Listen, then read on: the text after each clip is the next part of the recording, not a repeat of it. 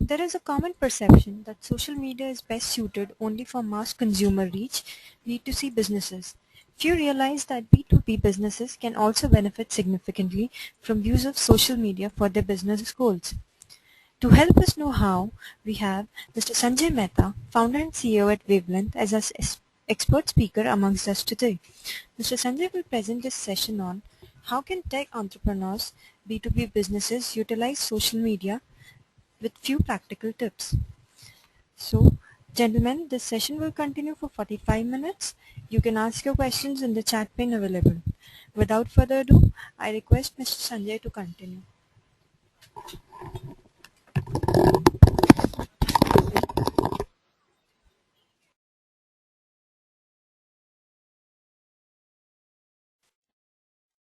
Hello. Hello. Yes. Yes, your voice is coming fine, and Yeah. your slide is also visible. Let's get started. Thank you. Okay. Okay. So good evening, everybody. As per the introduction, the subject of the webinar today is as shown on the slide about how B2B businesses can utilize social media, and I'll take you through a few slides, and hopefully by the end of the presentation we'll have some interesting questions, and look forward to receiving and responding to those as well. Very quick introduction about me. I have been in the internet space for last 13-14 years. Earlier had a startup called homekia.com, which was an e-retail business. Ran that from about 98 to 2007. Then spent about a year and a half at Delhi with a company called Compare Infobase Limited, which was again in the internet space. And from 2009 onwards, I am running this company called Social Wavelength, which is a pure play social media agency. And these are just a few of the brands which we work for. We work for several others. But just to give you a feel as to where my insights on today's topic come from, so you can get a sense about the background. So coming straight to the topic, the fundamental question that why or how is a B2B business different from B2C as far as social media goes, and why should it be considered different?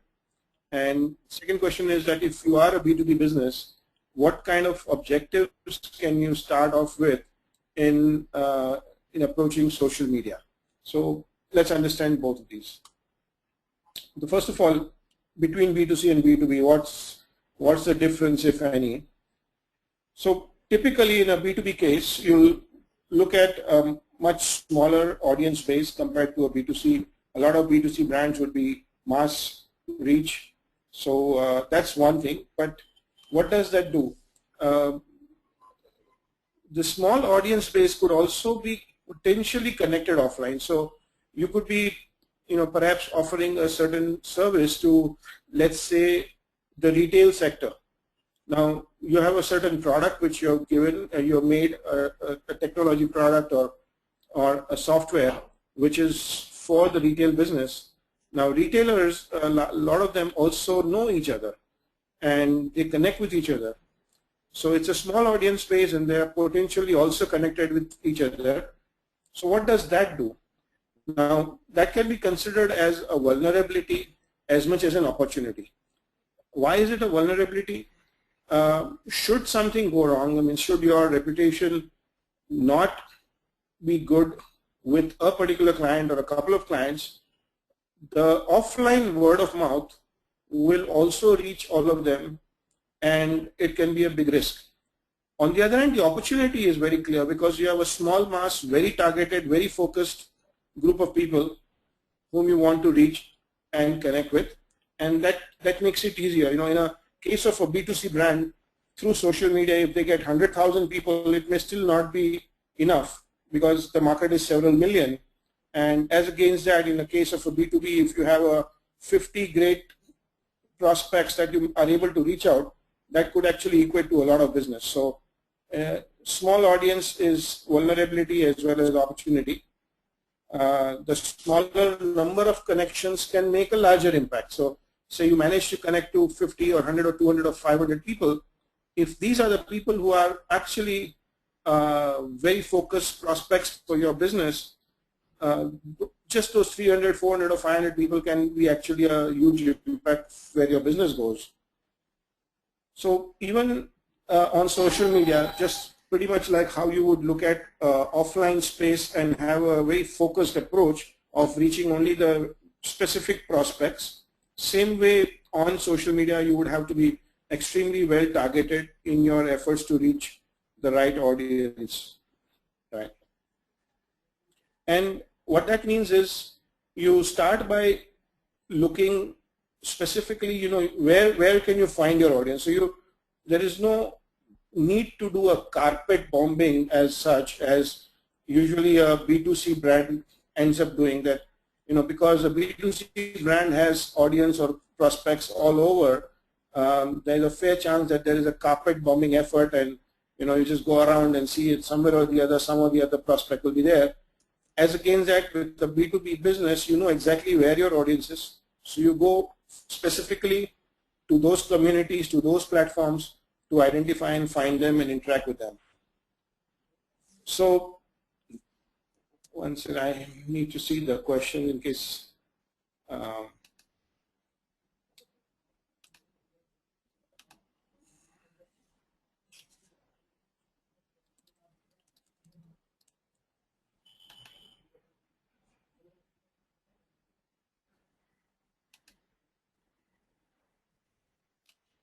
I'm not able to see the questions panel, so I don't know if there are any questions already there.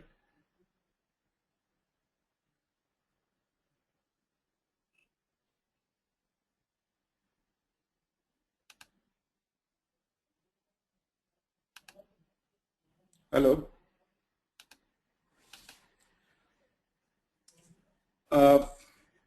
Continuing on this objectives of a B2B business, the one key objective would definitely be to ensure that, or rather enhance the brand awareness amongst the target audience. Second could be that you want to reach new markets beyond the ones which you already address, either geographically or sector-wise, whichever way. The third objective is to let the world know what are your achievements, what are your capabilities, what you're really good at. You know, the fourth objective could be to kind of create a thought leadership about yourself, sort of getting acknowledged in your space as somebody who gets the vertical or gets the category better than others, and hence as an indirect consequence generates better opportunities of business for yourself. Of course, the very attractive aspect of any marketing activity is to see if it can actually generate leads. So that obviously has to be one of the objectives. I don't know if there's anything else beyond that. These are some of the key objectives which I would think of for a B2B business. And if you look at it in a different context, I mean, they're not really much different from a pure objective point of view. I mean, even a B2C business also needs to enhance brand awareness, reach markets, continue to showcase itself, create thought leadership, generate opportunities for business, except the fact that B2B is very focused to what are the clients, what are the kind of prospects it wants to reach out to. So now if you look at the first objective of generating brand awareness and reaching new markets, the first question is that where are your prospects? From the point of view of either in terms of category or in terms of geography. Once you have a sense, this is the homework you need to do before you embark on a social media effort, that you need to have certain clarity that, okay, who are you really looking for? And where are they looking? I mean, where are they? I mean, which sectors, which industries, which geographies? Once you kind of recognize that these are my prospects, and what next? How do you make them aware of your brand? What is it that you would like to communicate so that they will get a certain sense of the brand, and that sense would be a positive sense that, you know, there is respect which is generated for your brand through that awareness. And when I say where as I mentioned, it is not just in terms of sectors of industries, also geography, because you may be looking for retail businesses, but you may be looking for retail businesses in India, outside India, in Southeast Asia, in the US, wherever. So depending on how you're approaching the market from geography as well as category, you can identify the right kind of communities where the prospect exists. So what are the platforms which work best for a B2B business? And these are very fundamentally, LinkedIn is, I mean, the point of mentioning LinkedIn is just to emphasize the fact that for a B2B business, this is one of the most critical platforms that you could think of. And we'll look at it in just a little bit in the slides which follow. The other areas, other platforms, or other social media means that you could consider include blogs or YouTube, Quora, Slideshare or Scribd, webinars such as the kind which we are doing right now. Of course, this is not exactly a marketing webinar, but a structure of this kind, and also Facebook and Twitter. So these could be the platforms to look at, and in addition, there is a definite element which you could consider, and which is what is known as influencer outreach. And as I said, we'll look at each of them in just a bit. There is also the opportunity and the importance of monitoring what is going on social media, what others are talking about, and again, we'll see that in a slide which is following. So besides platforms, various platforms, there is the concept of influencer identification and influencer outreach, as well as the aspect of monitoring social media content. So LinkedIn is, I hope and I presume that all of you who are on this webinar would be familiar with the platform LinkedIn. It's a professional social network, extremely well utilized for B2B efforts. I'm going to try and see if I can open the question bar again. Somehow I'm not able to open it here.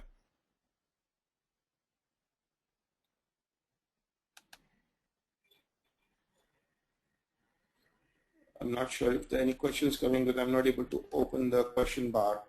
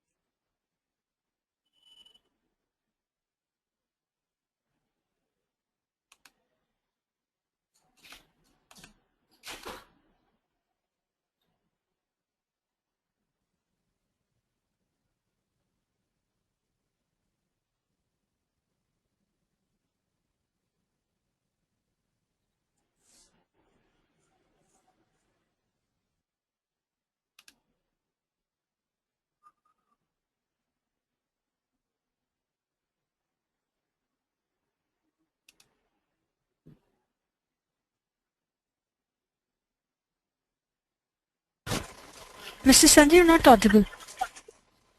Hello. I'm not able to find the question window of GoToMeeting. It seems to have struggling to get that. Okay. I need to see if It's on the right side of the pane. yeah, I'm not able to see it. That's why I'm just figuring out. You continue with the session. We can have the Q&A session in the end. Okay. All right. So, TechGig. So talking about LinkedIn, the structured approach to getting onto LinkedIn will be a few steps. The first step would be that at a personal level, if you are the person who is representing your brand or your company on LinkedIn platform, at a personal level, your profile needs to be beefed up. It needs to have all the great things which you have done, your education, your past background, the presentations you might have done, bunch of things, all the awards that you might have won, all of them should be in place. This is the place where people will come and look as soon as you start getting active on LinkedIn. So the profile, beefing up the profile is like the first step. The second part is to build a set of connections. The connection building is dual process. One is to connect to the people you already know.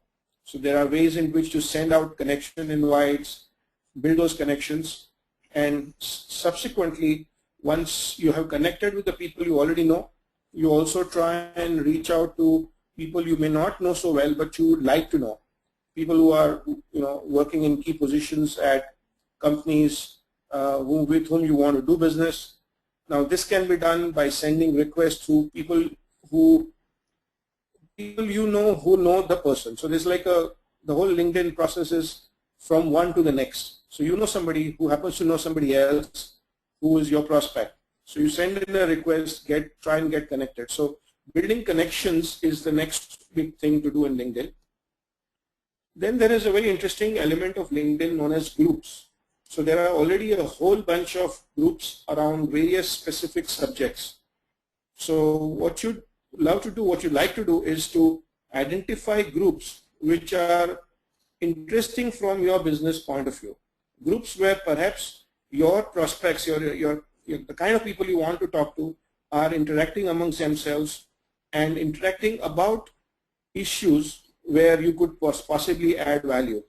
So if there is if you are servicing a healthcare business from the IT side, and there's a healthcare technology group which has healthcare IT professionals interacting amongst themselves, looking for answers, looking to discuss issues, and you join that group, and every now and then when you get an opportunity where a question of a certain interest comes up, and you participate in the discussion, give your viewpoint, which is adding value to the people there, you are building value for yourself. You are building a certain credibility about yourself. You are building a certain thought leadership about yourself. So groups is the next major component of LinkedIn which you must look for and participate in.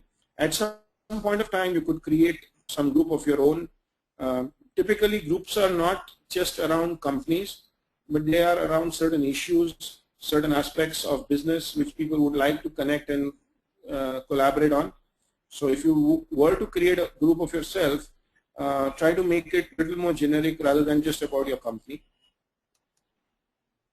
The next is that LinkedIn also has something like LinkedIn questions, where aside from the group, people could just come to LinkedIn questions and ask questions.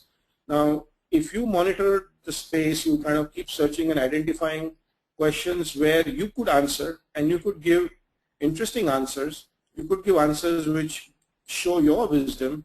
Again, it's a great place to build your credibility, build your personal goodwill there. And then LinkedIn offers you to create a company page for yourself. So this company page is otherwise a simple looking page where a little service, little overview about yourself. maybe connecting to your employees, as well as some details about the services which you offer or the products which you offer can be put there. But there is a way to build it into a nice rich company page with images and links and things of that kind.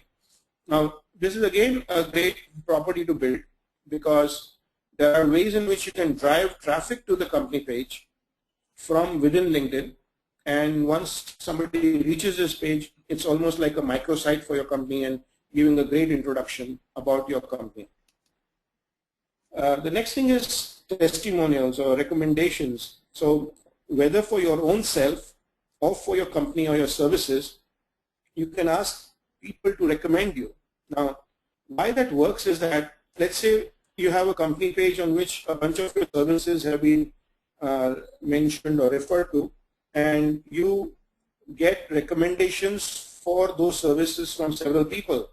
Now, when a new person comes onto that page and he sees your service and he sees some recommendations, he will see the recommendations from the people he's connected to first. So if he knows somebody who has recommended your service, for him it's like a personal testimonial. He can pick up the phone and talk to that person and get a good idea of what his experience was working with your company. And that works so brilliantly compared to asking a stranger or just looking at your company page or your advertisement.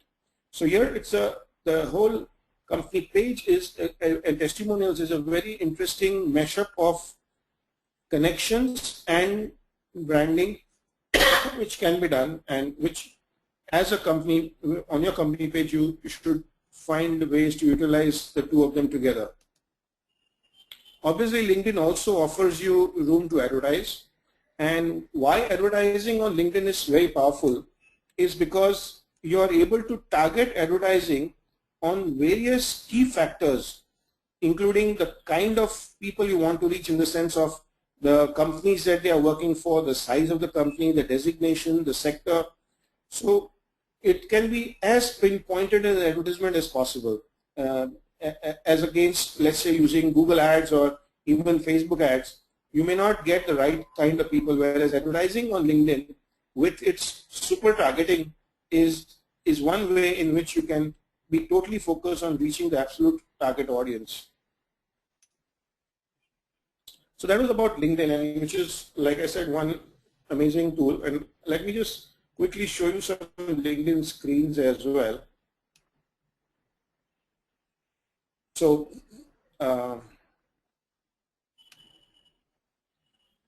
typically a group could be something like this. This is a group on business development, and you can see that it has got 66,000 odd members. It's been around since 25th September 2007.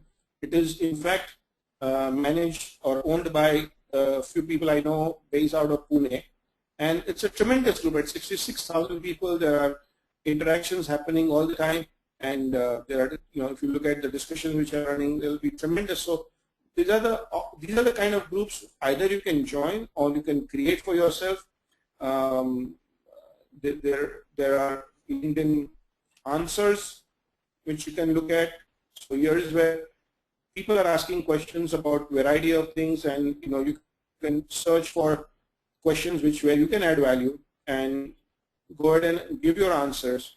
And there are lots and lots of people who are viewing these questions and answers, and by doing so you'll be getting that kind of visibility. And like I said, if you look at a particular question, what happens is, this is the question: how critical is cloud computing for startups and SMEs? And I click the question and I see answers. Now if I find that a particular answer is interesting and he has given good value, the first thing I do is to click the person's name and say, okay, who's this person? And that's when I land up at the person's profile, and here is where the next selling has to happen. In the answer, you are not really going to sell because you're responding to the specific question. But on your own profile page, you could have given a really good view about yourself, your background, your company, your services, and that's the way in which typically leads get generated. So usually what happens is that if I see an interesting question, I could easily respond to the person on an individual basis, on a one-on-one basis.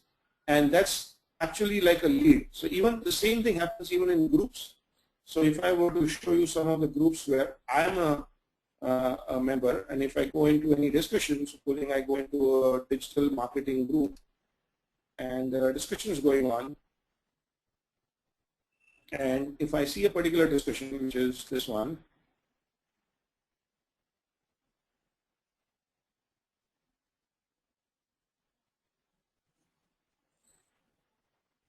okay, so actually this is an article from outside, but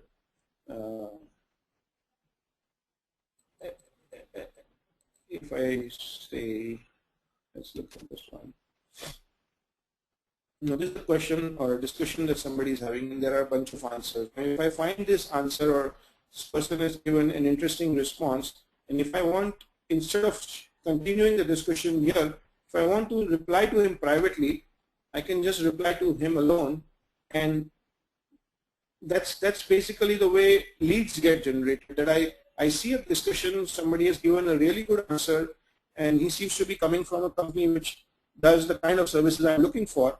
I go do a reply private, and I actually tell him that, okay, so how about offering your services to us, or how do you, what are your terms or whatever, and that's where the opportunity of business comes through LinkedIn. Coming to the next platforms, blogs or YouTube. I mean, in a sense, both are similar. Both are platforms where a certain larger content can be, created and shared, either in the form of text or in terms of a video. And that larger space for making a bigger point, usually on platforms like Facebook or Twitter, you usually write in short form.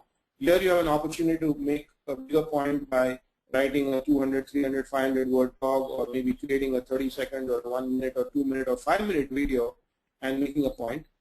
So as far as B2B is concerned, most of the time your blogs or your YouTube videos would have a focus of knowledge. You'll try and share value to your prospects, to your target audience, so that they find the blog interesting and they subscribe to it, or they keep coming back to read the next post. You have an opportunity here to showcase your subject matter expertise, that you really know your subject well. What makes, whether it's blogs or YouTube or social media in general, it's a place for storytelling. It's not something which is just an article or a white paper. It's typically a good storytelling place. And what actually make great stories are case studies. So if you build a certain case study, if you rather have certain case studies and build it out as a story that, this is what happened and this is what we did, then that is very interesting reading or viewing for people. The more unusual, the more unique, the better. So if you are going to share something which everybody has done it before, it's not so great. But if you had a specific assignment, a specific project which was challenging, which was different, and how you kind of managed it and how you overcame some challenges, those are things which people would like to read or listen to. And to make it rich, especially if it's a blog or even in a YouTube case, putting in diagrams, charts, images makes it richer. And videos definitely are getting important. So not just blogs, but there's just a lot of videos being viewed. Bandwidth and issues of those kind are getting much better. So I would strongly recommend to make video a clear part of your marketing strategy if you have not done so far.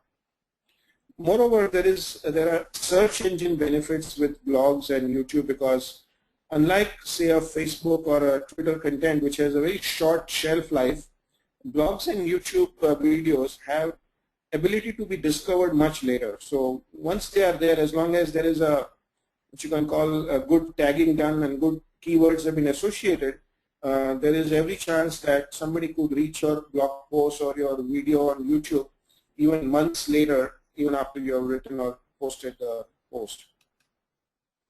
So again, if I were to just show you a few samples, here we have some YouTube videos in the IT services marketing space, and you can see that there have been significant views. There's this video which is about 5,000 close to 5,000 views, and another video which is about 54,000 views. And they're all, potentially put up by companies talking about some aspect or the other of IT services marketing, and it's a large list. So, there are people doing videos, and if you are competing with them, your video should be also visible out here. Similarly, if you were to look at blogs, here's a marketing tech blog, and you can see that again, amazing reach. You can see this large number of people tweeting, liking this blog post, blog property, and interesting subjects being blogged about by different people, as you can see here. So blogs and YouTube videos are definitely a way to go. Other opportunities that you have are platforms like Quora. So Quora is again like sort of similar to the LinkedIn question answers which we saw, except it's very focused only to doing the question answer bit. It is by invitation, so in a sense they kind of make sure that it is for knowledge and not just for marketing.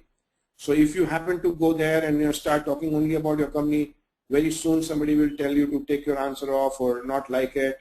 So it's a space where you need to go and definitely showcase your knowledge, your wisdom, and it's becoming very crucial for a lot of B2B spaces today. And we'll see a screenshot of Quora as well. Slideshare or Scribd are again very interesting platforms from the point of view of sharing your presentations, your documents which you'd like the world to see. Again, amazing discoverability.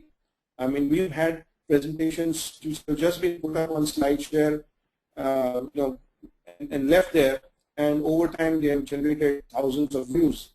We have done nothing else. We just put them there, and the point is, every time somebody goes and sees a presentation of yours and sees your brand and sees your contact details, maybe he's registering. Some of them are ending up as inquiries on your website without you realizing that they are coming from Slideshare.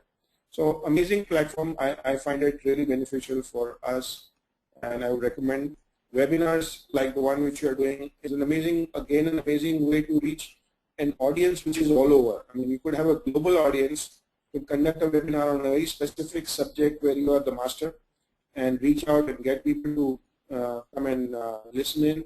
And again, thereafter, put the whole transcript of the whole webinar also on a web link. So it's not just the value of that one section, but the fact that again it will remain there and get discovered on account of keywords, on search. Great way to reach out to an audience, large audience. Zipcast is another interesting extension. It's a combination of Slideshare and webinar in a sense. You could put up a presentation on Slideshare. Supposing this is the presentation which I'm making right now, I could post it on Slideshare and then have another schedule that, okay, on next Wednesday at 4 o'clock again I will be sitting like this and talking to people. So somebody could come and they don't need to use GoToMeeting or anything. They can just come to Slideshare and view a live session which I could be taking with the presentation residing on Slideshare. So again, a great way of taking somebody through a presentation of yours. ScreenR is a kind of a service which allows you to capture screenshots in a certain sequence. So it's like, if you were to demonstrate a certain product of yours or a software or something like that, you could use a ScreenR kind of service where you could sort of have a sequential set of steps which you are explaining, and the entire screenshots and your audio is getting recorded, and then the whole thing can be saved like a video and then put up. So if you want to demonstrate the use of a certain software piece or something, it's very simple and very easy to use and does the job far better than text explanation can go. Yeah, should you even invest in Facebook if you are into B2B business? I would say that you can't not be on Facebook simply because of its size. It may not be a priority for you in your business if it's very clearly very tech focused, but you want to be there even if it's a nominal presence. And there are certain B2B businesses where you might actually find a fair amount of audience on Facebook as well. So depending on what vertical you are in, you may have either a nominal presence or a significant presence on Facebook as well. And Twitter is a, for a B2B business is again a bit of a question mark, because Twitter again is about right here, right now kind of a sense. So if you have a B2B business which is not really changing that dynamically every day, nothing new happens, then what do you use Twitter for? Well, you can again use Twitter in a sense for creating your own thought leadership by sharing interesting viewpoints around your industry point from time to time. But another interesting opportunity with Twitter is to be able to connect to influencers. A lot of your influencers could be active on Twitter, people who can influence and get you to the right, business opportunities. And you could use Twitter to connect with them, converse with them, interact with them, and essentially make a relationship through Twitter. So these are broadly some of the other platforms which you can use, and let me just show you some of them again. So here's Slideshare. These are some of the uploads of our company, Social Wavelength, and some of them have been there for many months or more. So if you can see, one of the very old presentations about 2 years ago, and it's got almost 40,000 views. There are others which are 4,000 views, 900 views, 2,500 views, 1,700 views, if you can see them. The fact is that we've done nothing except to have pushed it up there and maybe put some keywords associated with each of them, and they have just contributed views over the years. And that's the fun. I mean, the point is, you may have nothing else to do, but people find you, and that's what the web allows you to do. Similarly, if I were to show you Quora, so this is the Quora interface, and as you can see, it's largely about questions and answers. And let's say this is a particular group or rather a category which I've opened, which is about open source companies.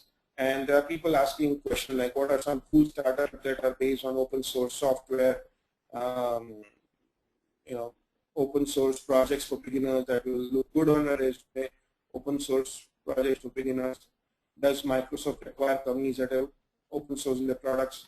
And there are people who are answering them, people at a reasonably senior level, and some senior CEOs and others who also take time out and participate in these on this platform. And there's a place to learn also for yourself, and plus wherever your expertise lies, to go and actually contribute answers and build your own credibility in a sense. Okay. Now coming to influencer outreach. What are the kind of influencers? Influencers are, well, in a sense, for want of a better word, they are middlemen between you and your prospects or your clients. They could be consultants, they could be people who review stuff. So the first thing to do is to identify them. So which are the kind of people which will matter for you in your business? The first step is to identify those kinds. Second is to connect to them through, again, whether it's LinkedIn, whether it's Twitter. Find a way to actually reach out to them, make a connection. While making a connection, don't say the first thing is not something that I want your help to reach my client. That's not the way you make a connection. Just connect to them, become a friend in a sense. You can invite them to your plant, your factory, your office, whatever is there, maybe as one of the things, if they are in the same city, or if they are, if you have an office which is close by. You have to treat them with kid gloves. These are people who can make a big impact to your business opportunities, whether with your specific targets or with a lot of targets. So give them a lot of respect, give them things which are exclusive. So include them when you need product suggestions. Maybe you ask them their opinion. Maybe you include them at an early stage of a launch before you've included, before you open it up to the world. Get their opinions, respect their opinions. I mean, if they have reached a certain position as a consultant or a reviewer, they have reached there because of what they are about. So if they give you an opinion, do respect it, see if it makes sense, adopt it. So that's a crucial step for any business, and especially a B2B business, because a lot of times businesses of B2B type have consultants and reviewers and others who play a big role. Coming to the monitoring side of it, that is the social media monitoring. Essentially, what it means is that you have a certain set of keywords which are close to your business, which are relevant to your business, and which you will track for any kind of conversation happening around those keywords on social media. And this could be blogs or forums or discussion groups or Twitter or social networks or wherever. It can be done manually or it can be done through tools, and there are a lot of social media monitoring tools like Radian 6 and others which can be also used, but you could also do it manually depending on how extensive your vertical or your category is. The importance is because it's a small community, and in that small community, if you can find stories or things which are relevant, when you need to pick up soon before you not get caught unaware. For example, there could be a changing trend. People are looking to shift their preferences to a different kind of technology or something like that, and you're still in the old technology, so you need to pick up. If the conversation starts shifting to a different tech, you want to be there and listening and making sure that you are ready for it. There could be some industry developments which you pick up as a part of the listening. Again, it could be very relevant to your business or your marketing. Of course, you should listen for your own brand mention. If somebody ends up discussing you or your company, you want to know what they are saying, good, bad, ugly, whatever it is. So you want to, of course, listen to that. Are there any sudden inflection points, some such development which can make a huge impact? Now, quite often in today's times, that starts from social media. It can then take a bigger, sort of a role and get into mainstream media. But you might first hear about it on the social media spaces, and that's when you can be prepared faster than somebody else who waits for it to come in the newspapers. Of course, you might find some leads, and it could be direct or it could be indirect. So somebody could actually be asking each other on Twitter or on a forum or something that, hey, do you know somebody who can help me with this kind of a service or this kind of a product? And maybe it's exactly what your business is about. Or it could be an indirect one where somebody is searching for some solution and not even knowing that there's a product or a service which is available, but you are the person who actually offers that kind of a solution. And so looking around and listening in on some of these conversations opens up opportunities. Right. So basically, considering the 45-minute time, that's what I had packed together, and that's what I have here. Okay, I'm now able to see the question box, so I will look at the questions.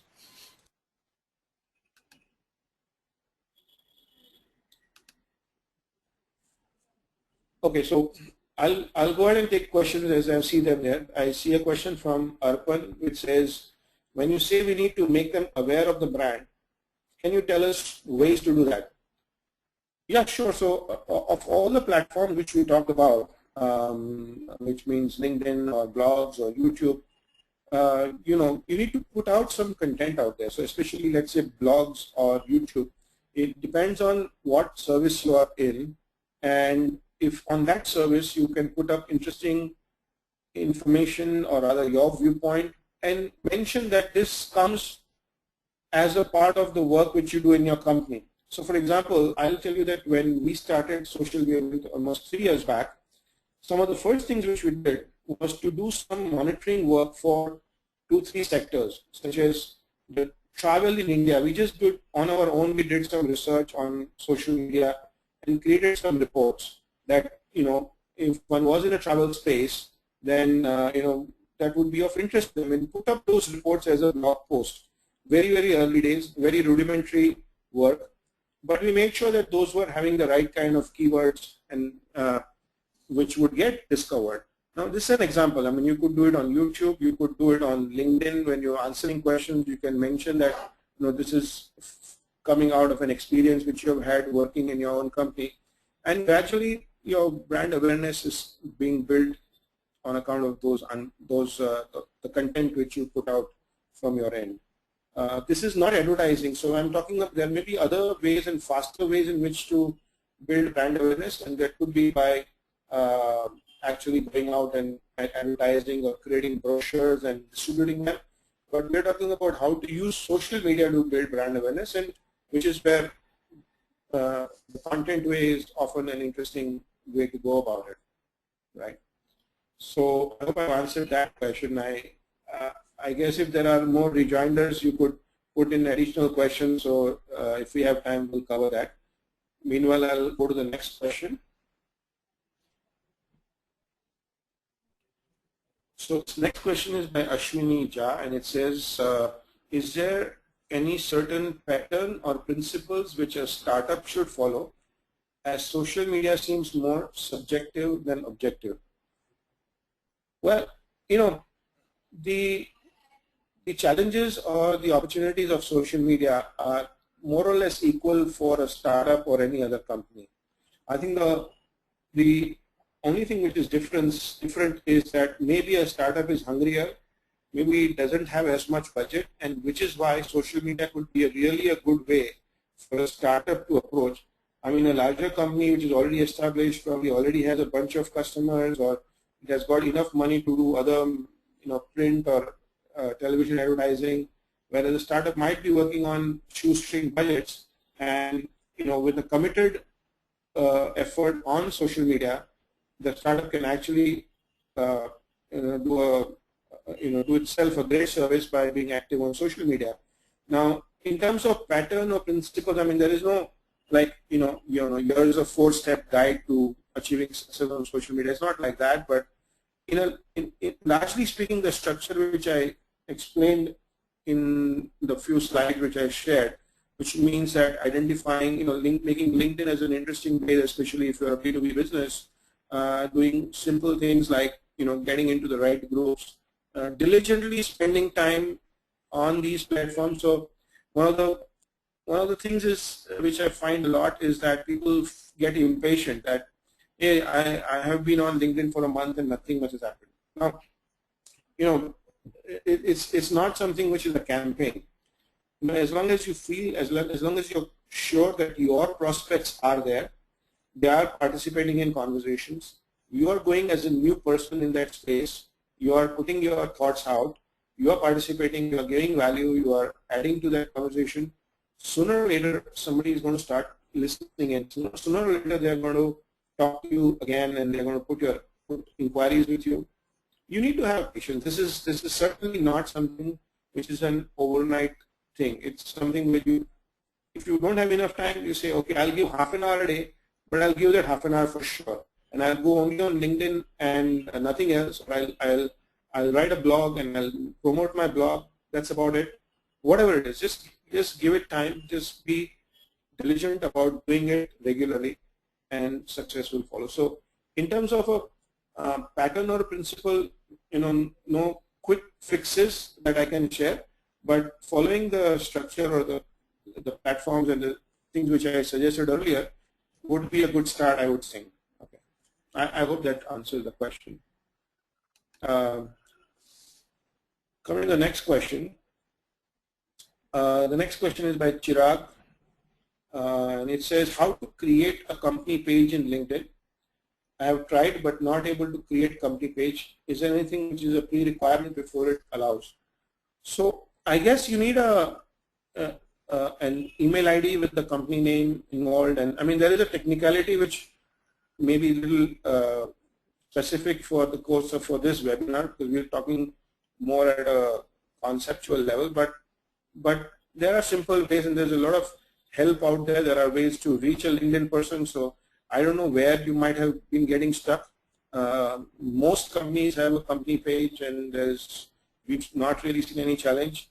If you're not a company and you're trying to make a company page, maybe they don't allow. They need to see a company, they need to see a website, a URL is what I believe should be good enough. There's nothing else which is required, really speaking.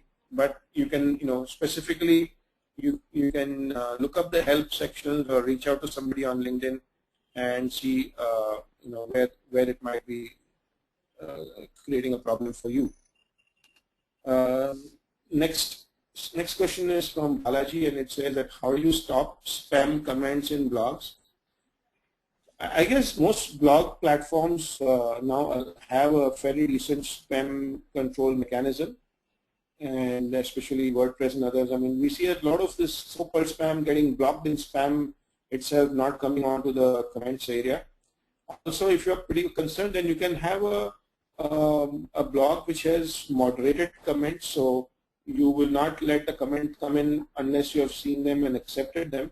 So putting up, making sure that some spam control widgets are installed on your blog, and then also perhaps if it's still a serious affair, then moderate the blog, and that should be good enough for controlling spam.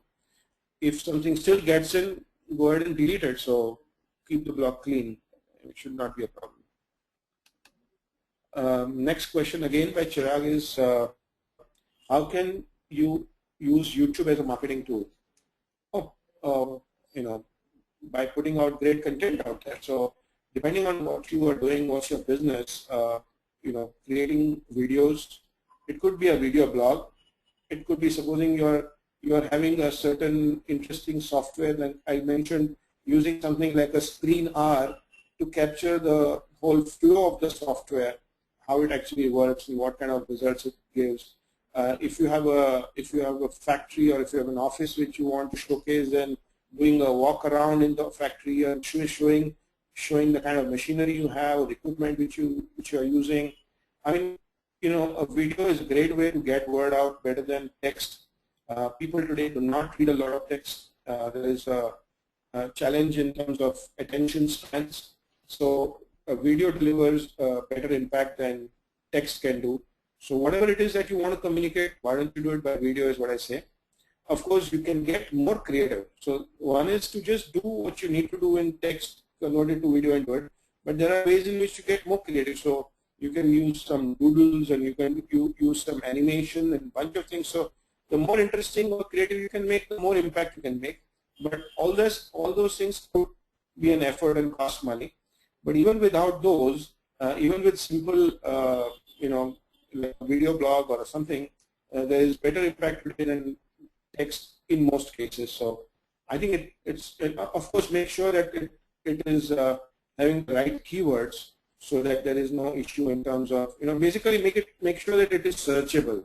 It gets discovered well. So all you need to do is to use the right keywords relevant to your video content, and leave it there, and it would be a great marketing tool.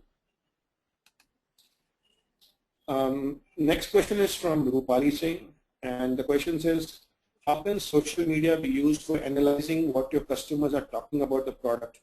That is, analyzing and taking action based on customer sentiments. So that's exactly what I talked about, social media monitoring. And so, okay, the monitoring part which we mentioned was about using social media monitoring tools, where you can plug in keywords. The keyword could be your product name, your brand name, and the tool will then go and fetch any mention about your product or your brand, or the keywords you're given, whether it's happening on blogs or forums or Twitter or wherever, and fetch it to you. Now when it comes to you, you can actually read through all that content and see what people are saying and understand it and analyze it. So are they happy? Are they finding some problems? Are they finding issues with certain features?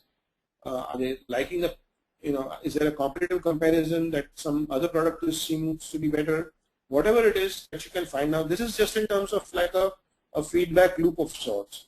There could also be people who are not able to use your product due to some reason, or they are using it incorrectly or something. You find out, hey, this is not working because I'm not able to do this or that or whatever. Now, as soon as you get those kinds of messages, then what you could do is to actually, respond back and saying, this is how you do it, or this is, you need to press this button, or you need to do this, or you need to do that, and then it works.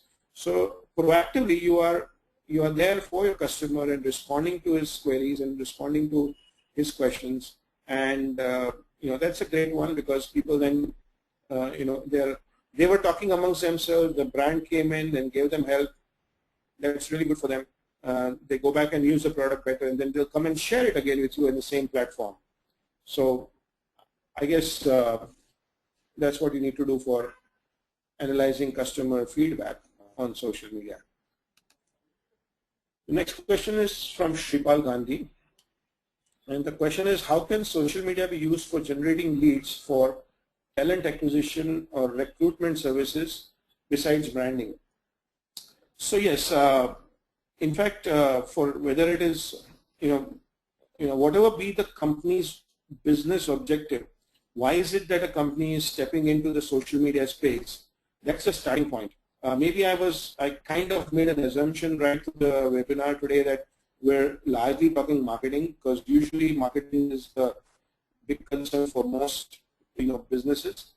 But you're right. You pointed out well, because a lot of times there could be other objectives. One of the objectives could be talent acquisition or recruitment. And for example, if you're a mid-size or a large-size IT company and people is the biggest challenge which you have, what you need to do is a bunch of things. Again, when you are putting out content, whether it's on YouTube or blogs or whatever, focus it from that point of view about how great your company is to work in, about what careers are available there.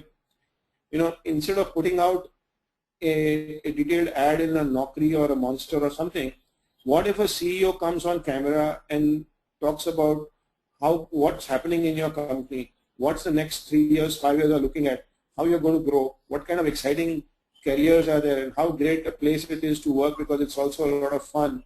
I mean, that's the kind of content which could be interesting. What about, things where, if there's fun happening in your office, maybe showcase that. So first part is, of course, putting out interesting content from the point of view of,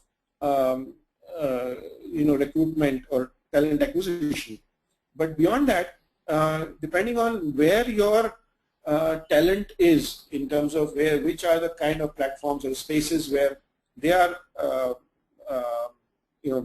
kind of already aggregated at, you may want to go and participate in those discussions and conversations. So supposing you are looking for fresh MBAs and they are present on a Pagal Guy or some other platforms of those kinds, then as an employer, do you want to go and see what they're talking about? What sort of, what are their discussions around in terms of their career paths? Is your proposition for talent acquisition addressing those, priority or preferences for the people?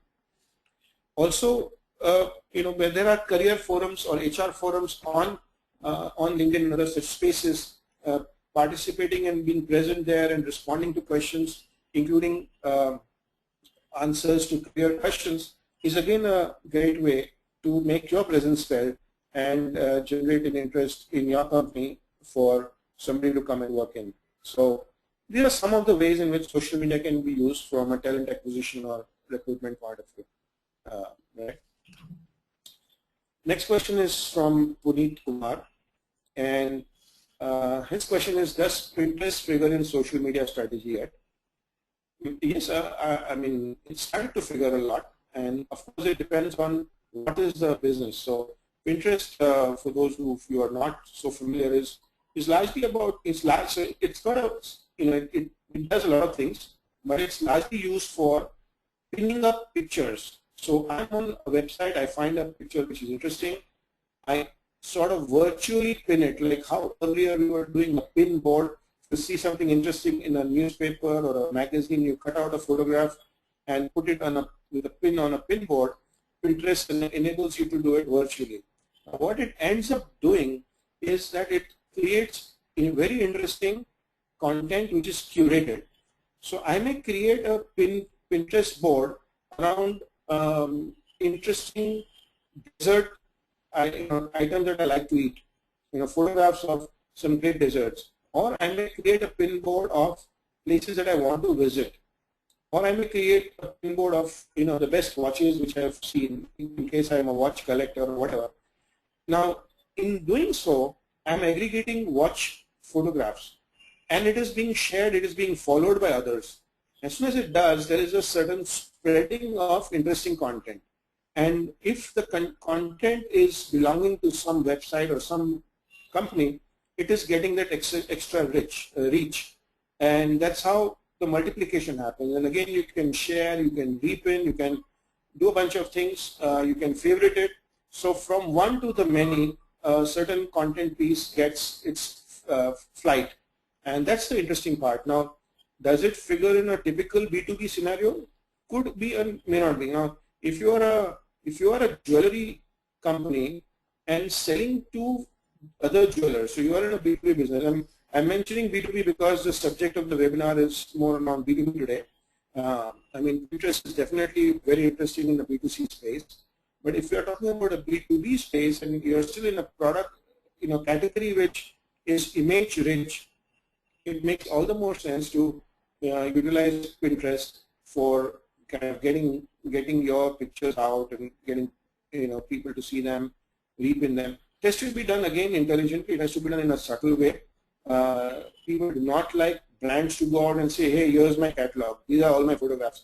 That looks like advertising. It has to come out looking different. It has to come out looking more of a natural, individual accumulation of interesting content. So yes, it's getting there. It's not as big in India yet, but it will happen because the cycles nowadays are so small. In a matter of a few months, you might find Pinterest having a few million users in India as well. So yeah, it's getting there. Next question is from Vijay. I'll just read it. We are a startup management consulting firm. Since our team is quite small and handle both offline business development, deliverables, operations, the time spent on social media is very less. Is the ROI of social media effective enough that we can afford to hire someone who can create visibility of a brand through social media? Well, I can't answer that just like that. I mean, you're a management consulting firm. If I had to put a question like this to you as a management consultant, I mean, without enough data, I'm sure you can't give any answer, and I can't give an answer on your behalf on this. The ROI is there. So, this is a very typical question that my effort or my time going into offline traditional marketing or business development versus doing it on social media. Now, all of us who have, all of us typically think that offline is the done thing and it has to keep being done. And social media is this new thing and maybe we should do it or maybe we should not, or maybe we should put time in it or maybe we should not.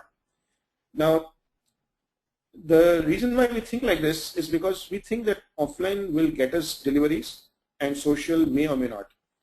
Now, the way I see it is, I've given this example and a few other talks in the past when I talk to B2B businesses or startups that, I'm not sure how many of you are in Mumbai, but if I were to talk in a Mumbai context that somebody could be having an office in the suburbs, let's say in Goregaon or something, and a prospect calls up from Nariman Point, which is the other end of town, and say, I would like to meet you. And this businessman will drop everything he has on hand and run down and meet because, it's a prospect, it's a big company, and that's a done thing to do. And, he'll spend 4 hours commuting and coming back because he thinks that's right. And then I tell them that, why don't you spend 15 minutes a day on LinkedIn? And he thinks that I don't have the time. The reality is that if he invests those 15 minutes or half an hour a day on LinkedIn consistently, maybe in 15 days, maybe in a month, maybe in 3 months, he will not need to rush around to Nariman Point for a stray lead because he would have generated enough opportunities for himself through LinkedIn or through a social media platform. Personally, at a small business level, I recommend it is best done by the company or the promoters or the individuals because you know your business well, you have the passion, you have the understanding, you know what conversations to participate in. Rather than spending time in teaching an outside person or an agency or somebody, you can do it yourself. It can be very effective. So I would recommend making time for social media along with the other thing which you do, and maybe it will give you better results personally than worrying about getting somebody on board or getting an agency. Okay. Next question is by Amit Shingala. It says, for a startup which is targeting an enterprise class customers, where should they start at the beginning for a cost-effective way? I think interesting question. I would say a few things that unless you already have a decent branding. Now the branding could be either because it's a startup which has made some impact or because the promoters, the founders have personal branding which is recognized in the enterprise. If you have that, then go straight up to reach out to the enterprise clients. The other way is to really use the reach of the influencer. So the influencer strategy, which I mentioned earlier when I was going through the slides, is very relevant here. Say you are a company which wants to target, an IBM for some services. Now, it may be very tough to reach the right person in IBM. It may be also tougher to get him to spend time and see a presentation, getting the right person. Can you find somebody who is a consultant to IBM and kind of find a way to appeal to him that this is something which is really interesting and IBM would find it useful for them to see, and maybe because he has a better access to IBM people, he carries it for you. So depending on personally where you are in terms of your own reach to the enterprise class customer, you can go direct or you can go through influencers. But irrespective, in terms of social media, there are a whole lot of enterprise-oriented groups and communities out there which are discussing their own challenges and their own problems and their own day-to-day issues. And perhaps whatever you're offering is addressing certain pain points which they have.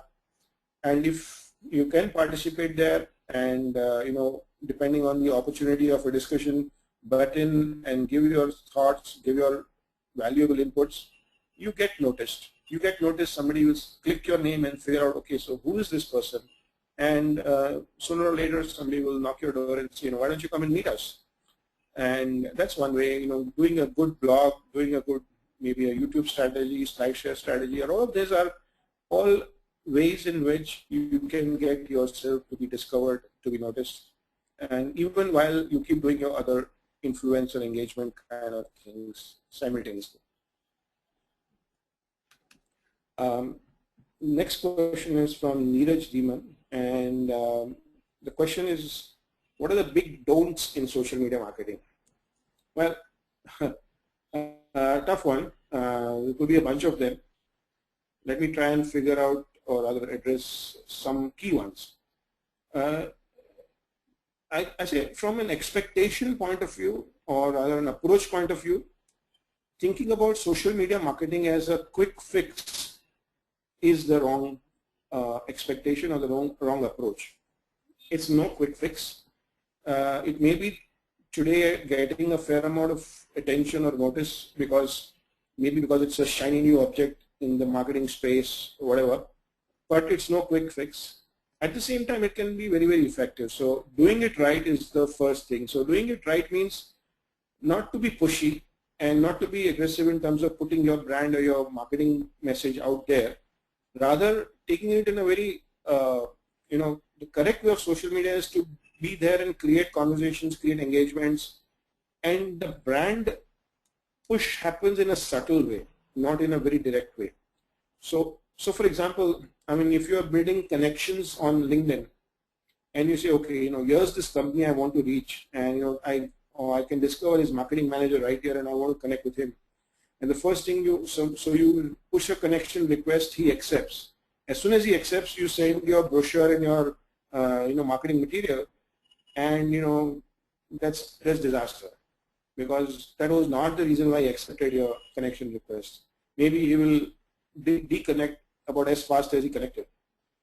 On the other end, you can look at him and kind of create conversations, participate in discussions which he is participating, slowly generate a certain level of interest about you, and then when he there's the right opportunity, slip in a subtle message, hey, by the way, we do this in case you're interested, and then let him ask you that, oh, this is interesting, can you share some more details? And that's when you share your brochure or whatever, is the right way of going about. And what I mentioned in terms of a connection request is equally valid or equally relevant if it was a any other form of social connect. So just going about it in a sort of strategic and gradual way is important, rather than trying to be pushy and aggressive and trying to do it all overnight. In terms of don'ts, it kind of captures the big thing, that do it gradually, do it right way, and don't put your brand right there out in the front first day. So I think that's like a big don't, which you should be careful about. Other than that, just recognize that most of the conversations are public.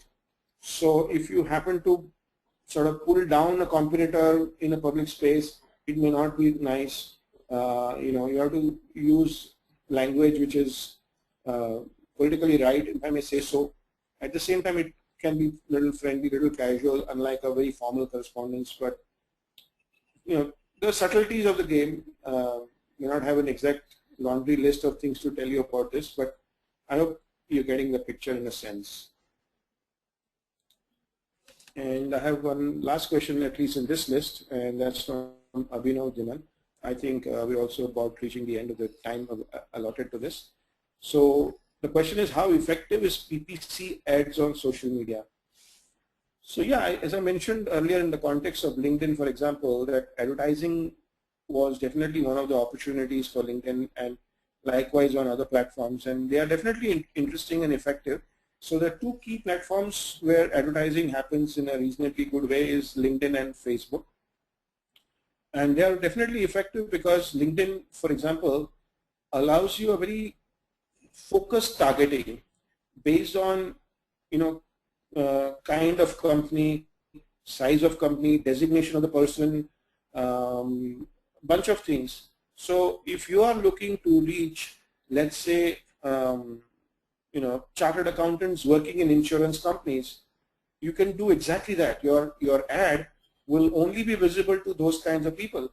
And how better or how more targeted can you get than that, right? So it's damn effective, unlike Google search ad, because they're just based on search words. Facebook, on the other hand, will allow you to target based on certain other parameters which people have given when they become a Facebook registration. So I think they're very effective. They can deliver you very specific targeted audience. So I would recommend advertising to be a part of the overall marketing strategy if you have the budgets. Right. And then I think hopefully this is the last question. This is from Puneet. He's saying LinkedIn is indeed now a strong social media strategy platform. Where do you see Indian platforms like Apna Circle, TechGig, or any other to be a platform like that? Genuinely, I'm not very familiar with the platforms like Apna Circle and TechGig in the sense that what's the reach, what's the what kind of features they have. But I personally believe that it's a lot of people try to replicate a global model in India. I think that's challenging because today, whether it's LinkedIn or Facebook, all of them are so equally accessible to us as their Indian equivalents that, and those have size. LinkedIn has size, Facebook has size. It has, because it has financial strength, it has constantly improved features and brought in better functionality all the time. That if somebody was trying to do exactly the same thing, it is not easy for them to create differentiation or create a size to match. On the other hand, if there are platforms, whether in the B2B space or any other space, which look at existing platforms like LinkedIn and others and see where are the holes, which are the shortfalls, where are the kind of things that they are not addressing. Say, for example, if there's an Indian platform which says that they will reach out to tier 2, tier 3 networks also and get a strong presence there. Somehow or the other, maybe LinkedIn or some others may have not reached there, and that becomes a differentiation. Or somebody looks at doing conversations in Indian languages, and that becomes a differentiation. So if there is a specific area where a platform in India can differentiate, then there is an opportunity. And otherwise, if you're trying to be another LinkedIn, then LinkedIn just has way too much momentum, money, and able to continuously evolve itself because of the reach and because of whatever development which keeps doing. And it's a tough one for somebody else to try to take a slice out of that. So I guess that's about all the questions that I can see here. And I think we're kind of at the end of the session. So I'll give it back to the TechGig organizers to kind of close this out. I hope it's been a useful evening for all of you. Thank you. Sure.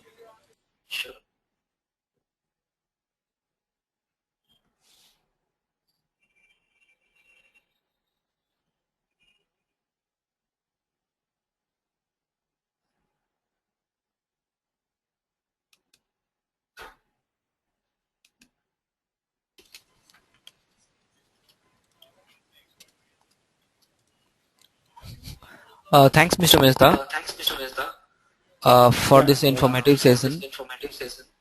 It was indeed an enlightening session. I would also like to thank our participants for making this webinar a huge success.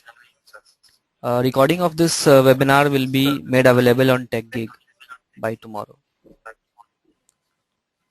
Gentlemen, the next session in TechGig webinars happening on Monday, March 26th at 5 p.m. Topic: Mobile App Porting OOAD and Enterprise Ready Best Practices. Speaker is Raja Nagendra Kumar, founder and CEO at Tejasoft Innovations Private Limited. So see you all on Monday at 5 p.m. Thank you.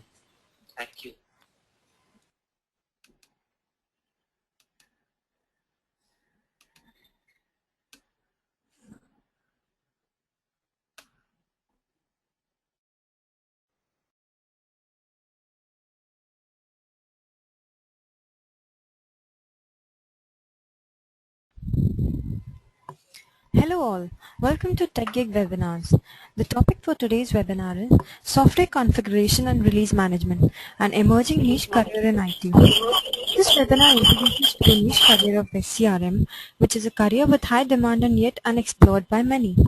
We are delighted to have Mr. Sashikant Vellam, practice leader at IBM, as our expert speaker today. Mr.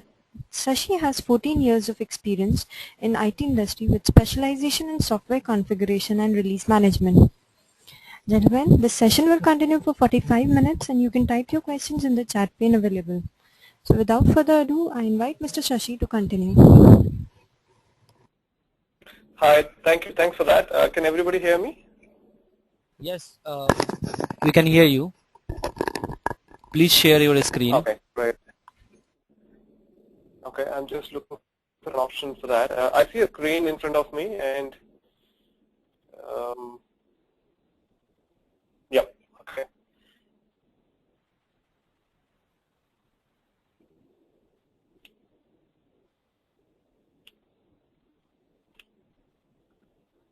Okay, can everybody see the screen?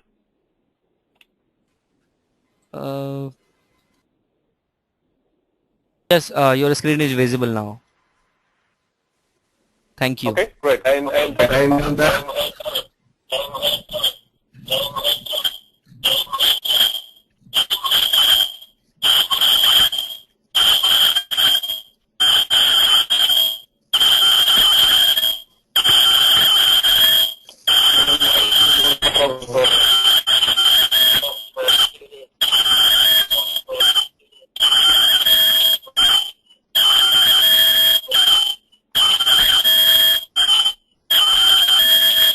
Hello, the voice is breaking. Hello, yes, it's absolutely not audible.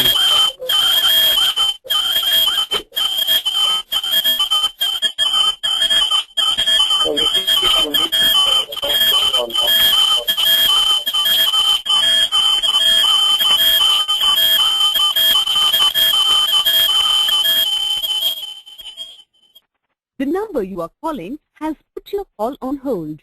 Please stay online or call later. Unmuted.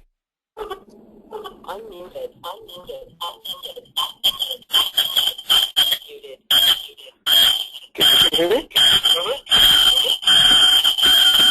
There is a lot of noise. Can you please put your phone off?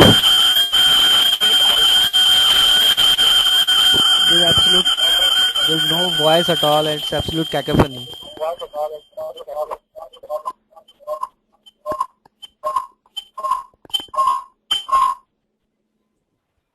Is it better? Yes, now it seems better. Great. I think it looks like laptop microphone is also on along with me on the phone. I'm so sorry for that. Okay. Now we can continue. Thank Great. And you're able to see my Yes, the screen screen also, right? is visible. Quickly. Yes. Okay, great. Thanks everybody for joining this session, and sorry that we are late by about 4 minutes.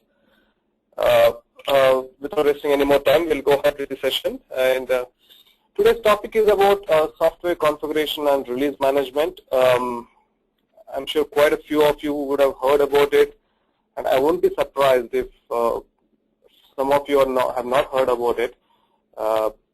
We will talk about why I'm saying this. A very quick introduction about me. My name is Sashikant Varlem. You can call me Sashi, and I'm the practice leader for India and South Asia, and as part of Rational Services, as part of IBM Software Group.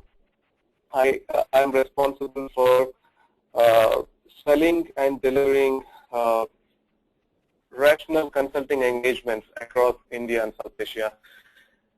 And software configuration management, incidentally, is part of the Rational set of tools, and it's one of my biggest passion along with the job. So I'm quite happy for that.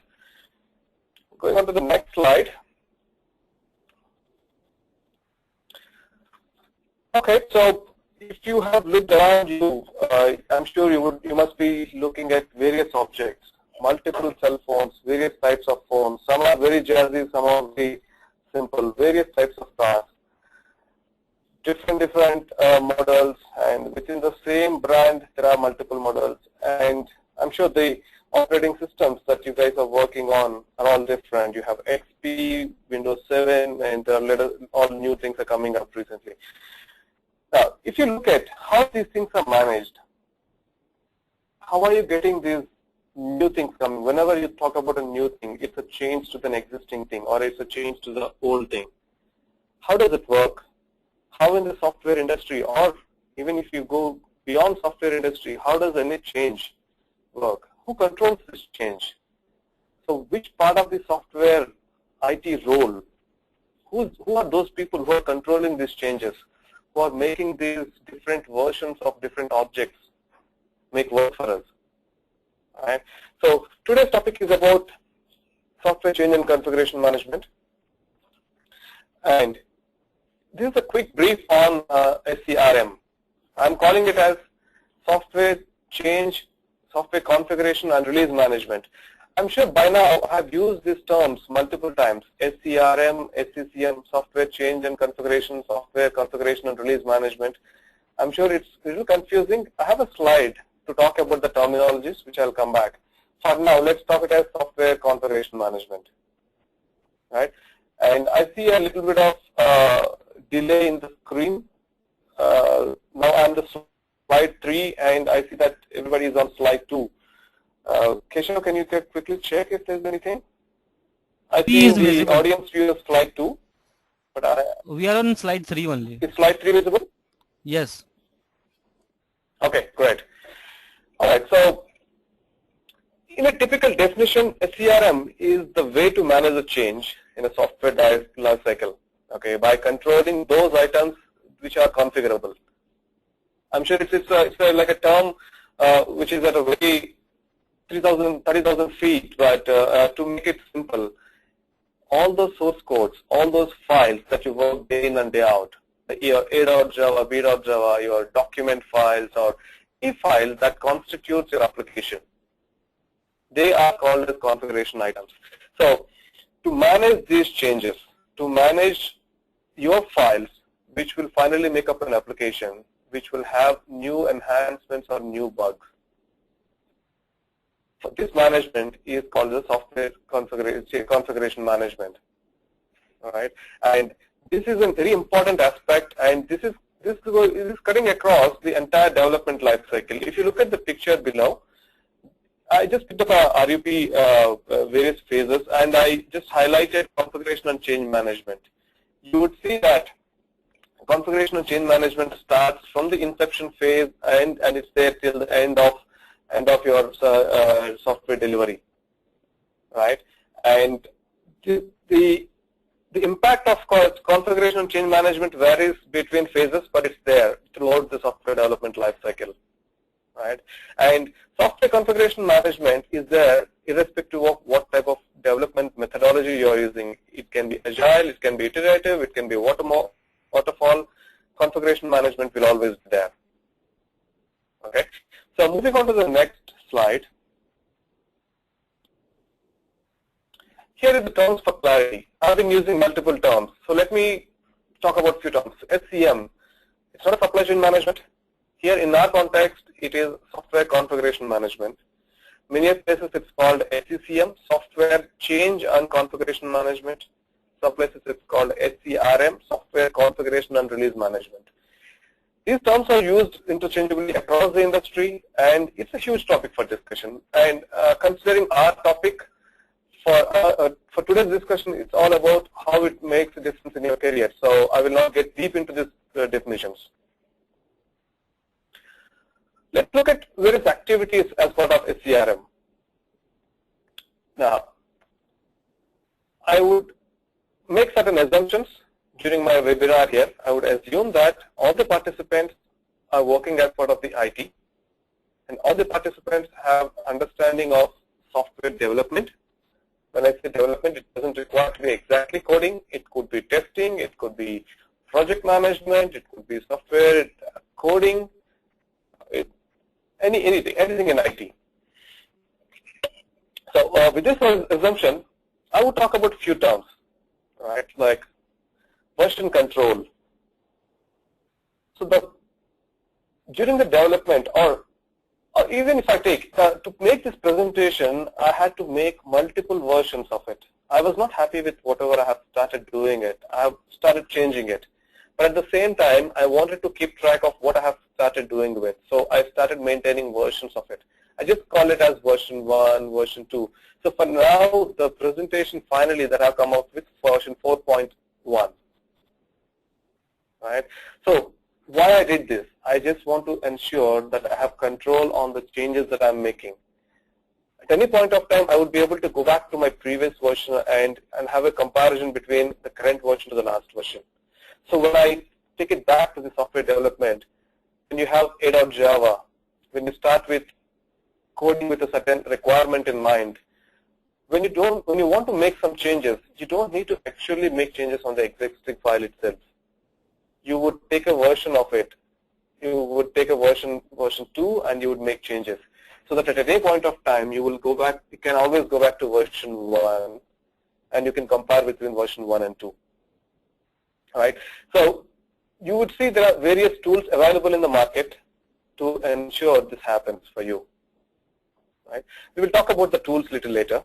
And my point on version control is that it helps you understand who has done the change, for what version, at what time, and why this person has made this change, and for which release this file is getting into. Right. And change control. I like this application, GTalk, and I want to have a JRD feature in that. I request the product manager in form of by making a request. But the product manager will just not pick up a request from me and implement it in GTalk. He would want to ensure whether he would want to analyze whether it's effective for all the users. Does it make sense to implement? What it takes to implement? Is it like a small feature which takes a huge effort? They will do all this analysis, and then they will decide whether to implement or not. And once it is decided, they will assign this to a developer in their team to implement, and then we get a new product out. So this entire process of somebody proposing, somebody analyzing, somebody approving, and somebody implementing it is part of the change control. Developers, when they work on, what they work on is A.Java, A.CPP, A.C, or various source codes. But what we get when we get a product is not A.CPP or A.Java. It's a final binary, exe file, or you would see your Citibank login as a URL. It's a final binary, right? So who's making this? Who's making this source files into final binaries? There are these people who does the compilation, packaging, and then deploying into the various environments. So that's where this build management coming into picture. All right. Release management. When we talk about Windows XP or Windows new operating system versions, we're talking about release dates. Somebody is saying that this is getting released on this particular day, which means there are teams which are working back end, and which are working to make sure this date works, right? And what should go into what release? What are the different changes that should get into the release? What should be the change that should get into a bug fix? What should be the change that gets into the main release? All this is done using release management process. And deployment management. There are various applications with varied complexity. A GTalk is something which I can pick up as setup.exe, double click, click next, next, next, finish. But there are applications like, if I look at any online banking, the binaries that comes out are not like simple next, next, finish. They have to be deployed. They have to be implemented on multiple servers. There are services that have to be restarted. There are a lot of configuration changes that have to be done. These are the jobs that are done as part of the deployment, right? And then process management. All the above tasks are to be defined in a process, and people have to execute based on the process. So this process management covers various important aspects like configuration and identification. What are your configuration items that you have to control? And configuration control, how would you control them? Configuration status accounting, what are the different reports that you generate? When you want to control, you need to understand the data. When you have data in form of reports, you can easily control it. But sometimes, or many a times, reports are after the fact. Control has much more than the report, just looking at reports and controlling them. We have various tools to do the configuration control. And then we have configuration audits, which are like you verify what you're delivering versus what is expected, whether you're delivering what is expected or not. Right. So the reason I'm not getting in depth into each and every area is each and every area I can maybe talk about 5 to 6 hours, and that you don't have that kind of time. So my idea is to give you a brief on various activities in this CRM. And I would like to have a very quick pause for any questions, because if I move forward, I'm sure we'll be lost with many pending questions. I will give about 2 minutes time, and we'll take any questions we have.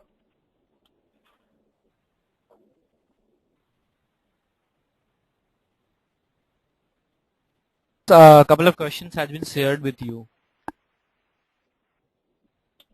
Okay, I'm just getting that.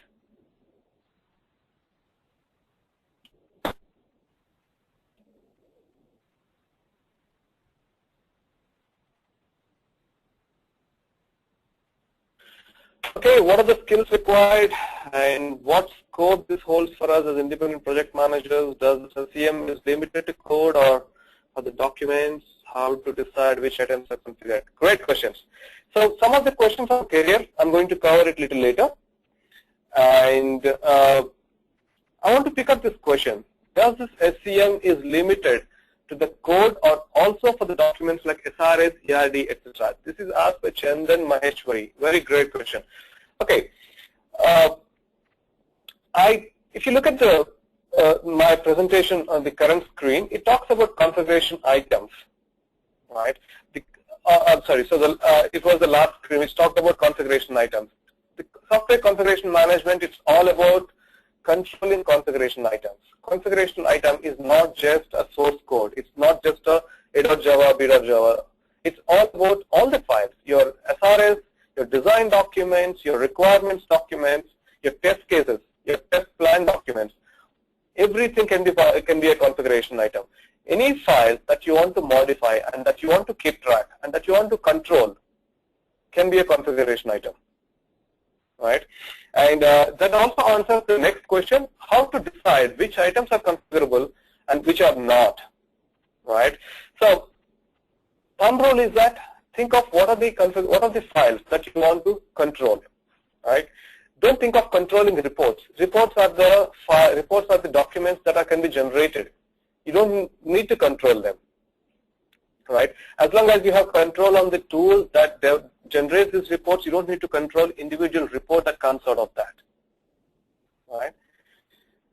Okay, I'm looking at the next question. Given that the concepts such as continuous integration and continuous delivery are gathered in stream, do you think the separate team is required for our CRM?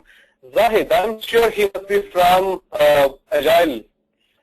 Okay, this is a very good question and a very debated topic across the industry. Yes.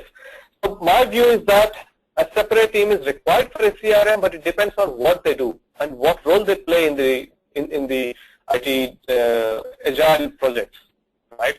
In the Agile, we are talking about continuous integration, having the product coming out within a short period of time, having automated testing, having automated builds. But who does these automations? Who maintains this configuration management as a project, as a process, right? Who ensures that all the agile projects are adhering to these processes? Agile is not about not having process. It's about very strict process, but in a very smart way, right? This is again a very detailed topic for discussion, and I would hold here for further before talking any further on this continuous integration.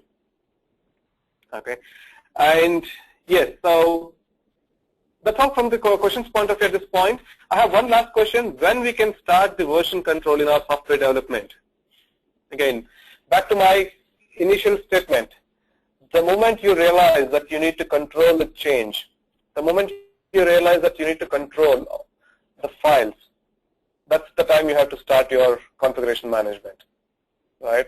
There is no hard and fast rule on when you have to start. It's ideal to start at the earliest, right? Some of the teams would like to have a decent set of code before they start controlling. I would really suggest to start from the beginning, because maintaining the versions of the objects is very easy process. It doesn't cost huge servers. It doesn't cost huge space. If you have decided to start using version control, you start in the beginning itself. Great. So I will hold on to for any more questions, and I will continue with my presentation. All right. See here, I try to depict on what happens in the software configuration management world. This is not the 100% of it. I try to pick up the most important part of it. On the left-hand side, you see configuration and release management process. I strongly believe that we need to have an SCM plan in place before we start with the project. As part of the SCM plan, we need to clearly understand what is being controlled, how we want to control, what are the different releases, what are the different builds that we are planning to make, what are the build frequency. All this is managed, and who are the people, what are the roles and responsibilities. I see that there is a kind of overlap between project management and configuration management, but there are a lot of items that have to be covered in configuration management which may or may not be covered in project management. So it's a thin line, which is again a separate topic. For now, I will proceed on to the next, which is the version control. I took this example, A.Java, B.Java, and C.Java. As part of the version control, we maintain different versions of the files. The different versions of the files are nothing but it shows the evolution of your application itself. As an individual file, A.Java, it shows the evaluation of the individual file, but as an application as a whole, when multiple files are combined, you get a final application, right? From version control, if I go down, I have picked up A.Java version X, which means it doesn't require to be the latest version. It can be a best version that you pick it up. And then you run it through the compilation and package process, and you create a binary out of it. I've just taken an example of an enterprise archive file part of Java. I call it as an XYZ, right? Otherwise, in .NET you may have a different deliverable. In C++, in C you have a different deliverable. In Java you have a different deliverable. So I just took an example here. So in build management, we are covering the compilation and packaging process. And in the deployment management, we are deploying this ER to the application servers. If it is a setup.exe kind of application, you burn it to a CD, or you host onto the download sites, or you put it onto your FTP sites, or this is the way you distribute your software out, right?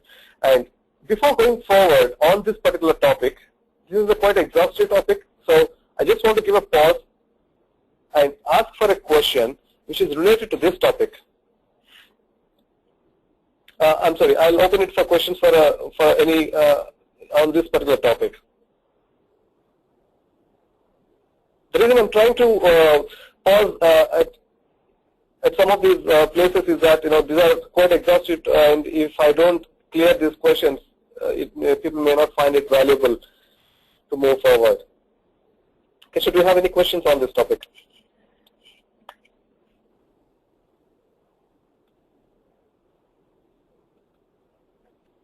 All right, so I don't see any more questions on this particular topic, so I'll take it forward from here.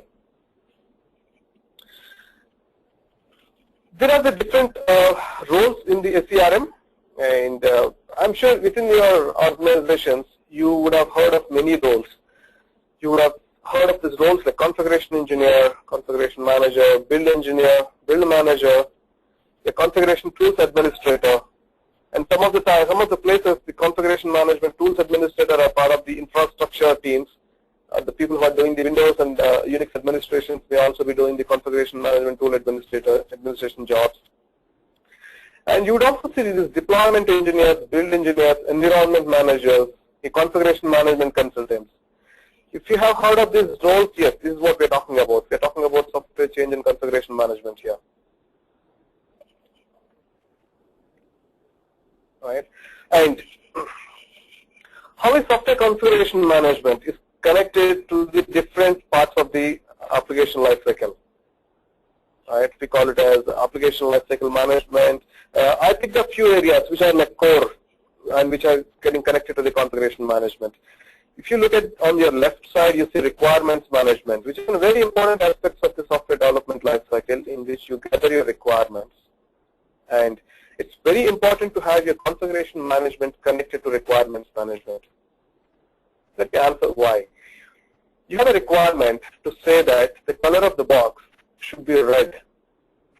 And you need to understand which source code, which A.Java, with RGB values is implementing this requirement. If you want to achieve this traceability, you will have to connect these tools from requirements management to configuration management. You have a unique identifier of your requirement in requirements management tool, and you have your A.Java in your software configuration management tool. So you have ways to integrate, saying this particular requirement 1 has been implemented by A.Java version 5.4, which has been released to the production on this release date. Right? That's the kind of traceability that you get.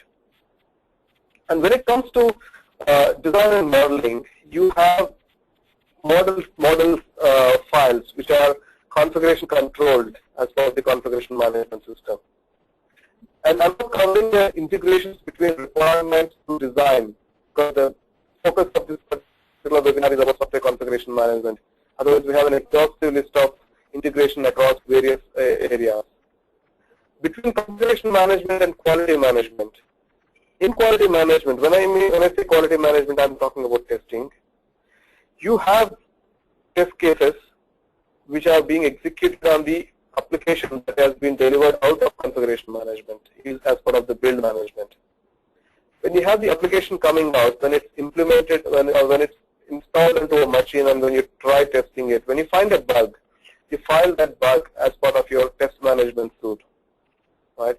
When this bug has to be fixed, this bug has to be fixed into an upcoming release. Or when you say release, it could be an internal or it could be an external release. When you fix that, you need to know what file is being changed to fix particular bug. The way I said, you need to know what file has been modified to implement the requirement. You also need to know what file has been modified to fix the bug. Okay, so using these integrations between configuration management and quality management tools, we achieve their traceability. And all these configuration management tools are integrated with IDEs like Eclipse, Visual Studio, so that you can directly access these tools from your IDE itself. Right? My main intention is to talk about integrations to different process areas. Here I also have depicted some of the rational tools. Obviously, I come from IBM Rational, and I'm so passionate about these tools. So I'm talking about some of the tools like Rational Team Concert, which is a flagship product of IBM Rational, which is a very lightweight and very innovative tool. And on top of that, we also have many other tools like Rational Synergy, Change, Rational ClearCase, ClearQuest, BuildForge. I'm sure many of you would have heard about ClearCase and ClearQuest are the tools because they have been there for quite some time in the market. Hello. I'm sorry for the interruption. Okay. So before I proceed on to the configuration management, yeah. May I request you to to keep your phone speaker at some distance. Oh, it's quite loud. Yes, your voice is not coming very clearly. Okay. How is it now? Yeah, it seems better now. Okay, let Okay. me try this way. Okay, yeah, we can continue now. Thank you. Sure. I'm trying to see if there are any questions. I'm not able to open up this question box. Okay, I got this. So any questions we have on this topic, Keshav? Yes, I've shared couple of questions.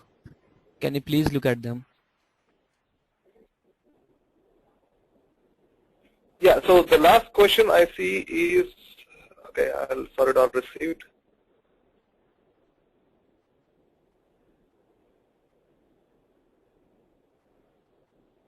Okay, so I have an interesting question.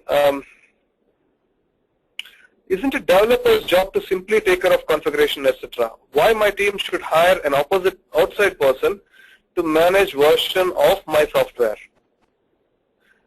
Great question, Abhishek. And this is a very typical point of discussion in many organizations. Why do we need to spend on configuration management teams? And a quite interesting topic. I have worked in the industry for about 14 years and about close to or little more than 10 years as a configuration management engineer, consultant, manager. I have headed divisions of configuration management. I have done consulting engagements on configuration management. So I'm very passionate about discussing this topic, and I'm very interested to answer this. When we're talking about development teams doing their own configuration management, we are trying to ask individual developers to take care of the jobs in terms of configuration management activities. I strongly believe that developers' job is to do the innovative development, find out better logics, and find out better ways to implement the application in an easier way, in a cost-effective way. And configuration management activities, which are very different from these activities, can be handled or to be handled by a central person who is not into release pressures, or I should say he should not come into the release pressures. Obviously, everybody has to work on a release. But as a developer, when you are under release pressure, I see that they typically try to take a shortcut. In a typical compilation process, there are 100 shortcuts that can be taken. But these shortcuts will give you immediate relief, but will give you will create adverse effect in the long run. To ensure that, to have a separation of duties, the configuration management engineer or a build engineer, all of them will work in a specific predefined process and ensure the release comes out with utmost quality, right? And at the same time, the developer will have enough time to do his core activity rather than spending time on the configuration management. It's like saying everybody does their own job, then everybody does their specialized activity. I hope that answers the question. I see a big list of questions here. Okay, so our total webinar is about 1 hour 15 minutes, so we have a good amount of time. I'm just reading through the questions, and I want to pick up a very interesting question, so bear with me on the delay.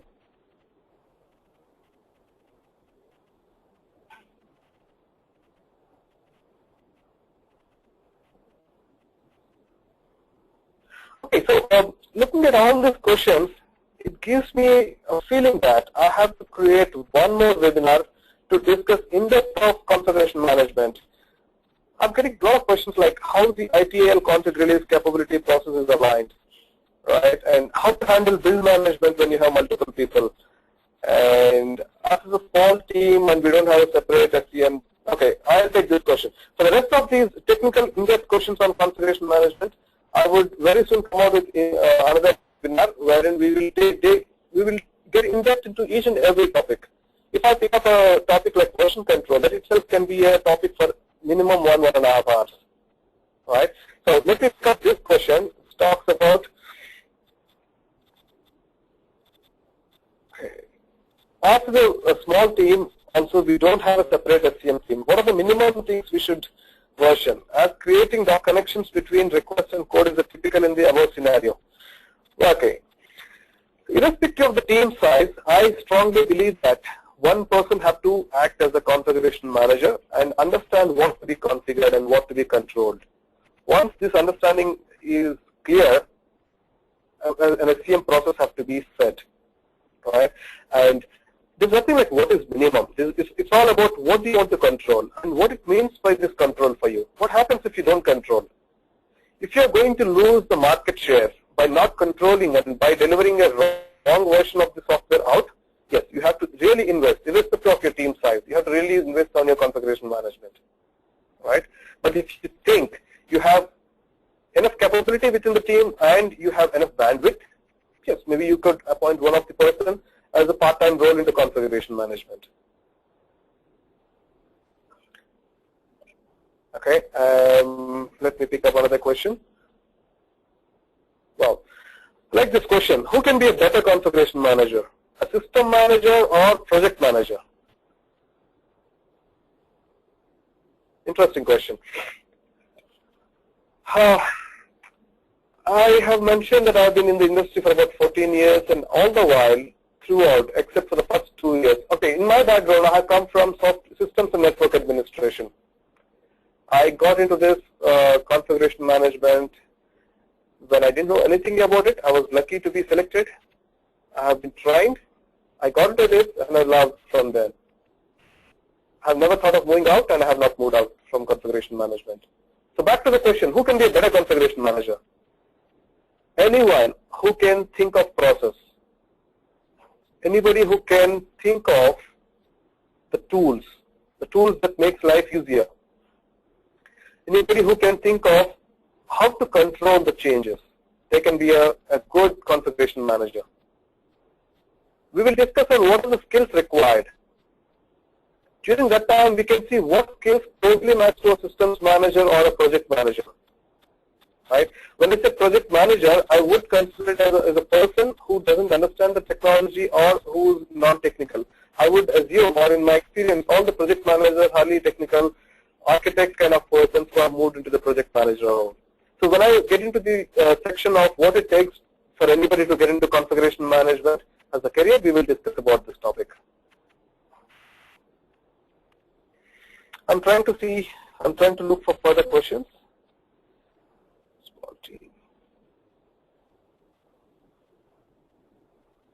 Okay, interesting questions again by Chandan Maheshwari. In version control, if we have if you have hundreds of versions, how to remember which one to use, or should we keep minimal number of versions in SCM? Okay, so I've seen versions which goes to thousands of versions. So I have seen files which has thousands of versions. Obviously, it's completely not possible for anybody to remember these versions. And I've seen the complex environment where the number of files which are to be modified are 10,000, and each file has an average of 200 versions because this application has evolved over a period of years, right? And look at the amount of combinations that it can get into. Because at any point of time, for each file, only one version can be picked up.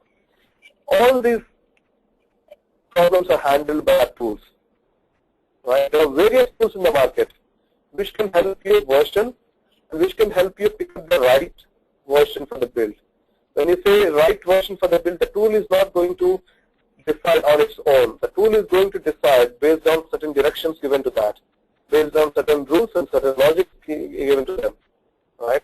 So this we will cover in depth in our version control webinar. And how to remember, I mean, obviously there's nothing to remember, but it's like how the tools manage this picking up the right version.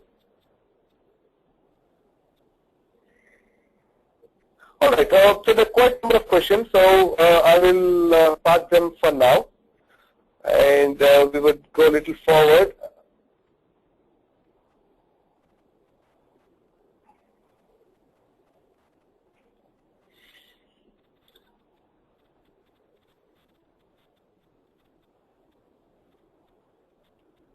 Okay, so this is an interesting topic for me, and this is a big topic for our discussion today. Our discussion is not to get in depth into a CRM, but to understand what is the career.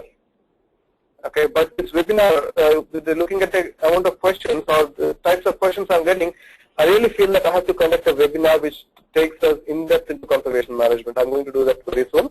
But on the current topic, SCRM resources. This is the topic about what is the SCRM resources in the market in terms of demand and supply. Right? What is our current situation in the market? Personally, I feel that from what I have depicted here, there is a big imbalance. Right? I see that there is a huge demand for SCRM resources. For some of the reasons, like we have, look at these standards like CMMI, SOX, Scribd. All of them demands to have a configuration manager as a separate role, right? Irrespective of CMMI, especially mentions that it has to have a separate role. But if you look at SOX, SOX compliance expects you to have a traceability starting from your requirement till the deployment, right? These are the stringent compliances. But you will have to achieve, you can only achieve all this using these processes, and configuration management is one of the very strongest processes that has to be implemented to achieve all these standards and compliances. Especially in the banking industry and with the services organizations, the need for software configuration managers, software configuration engineers, various roles that I talked about, build and deployment engineers, have drastically increased. When I entered into software configuration management during '99, nobody heard about it.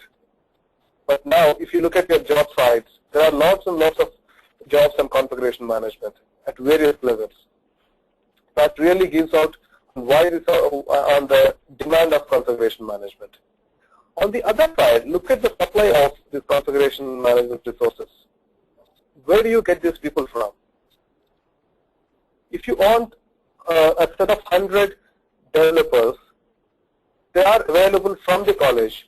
During your college, you study Java, you study C++, right? You have lots and lots of institutes around who can teach you some Java, other languages. But have you come across any institute or a college which talks about software configuration management, talks about the fundamentals, talks about the tools? No. That really reduced the supply, or it's a low supply in the market. The moment there is a high demand and low supply, obviously there is a heavy demand for those people who are with SCRM skills, right? When I talk about this, I won't generally talk about every SCRM guy is a hot take in the market. It's all about what is your competency and how sharp are you in that, right? So it typically goes to any other career area, but my view is that SCRM has a lot of demand, and because of the low supply, it gets you into heavy. It makes you a hot cake in the market. I have experienced for past many years, and I'm still experiencing it now. Right? And these are some of the career benefits that I see in SCRM. It's about 90% of the SCRM resources who are in the industry are trained on the job. When I have done recruitment for myself, when I have found it very tough to get people, I did this route. I picked up people and I trained them. Right? It has been a very successful move, rather than waiting for the people and paying heavy exorbitant costs. Right? And what does it say? That we have very low supply in the market. Right? And if you have SCRM skills, or if you focus on getting into SCRM, what it makes for you, it gives you a great edge in the market. Obviously, when you have specialized skills, you have better salaries. And obviously, if you are into an area of configuration management, which is like very important area, obviously there is a faster career growth. And having worked in this area for a decade, I can personally say that this gave me a lot of job satisfaction. At the same time, I have seen people who didn't really fit onto that, but it's about people, right? I've seen a heavy group of people, big group of people who really liked it, and we all enjoyed this job, right? And my feeling is that many people doesn't understand that this is a specialized role, or doesn't understand this can be a career by itself. And so I feel that they have not ventured into this. My whole idea of this webinar is to talk about what it means by configuration management and why should anybody to get into this. Right? Excuse me. So next is the career path. Like in any other careers, you have various roles, right?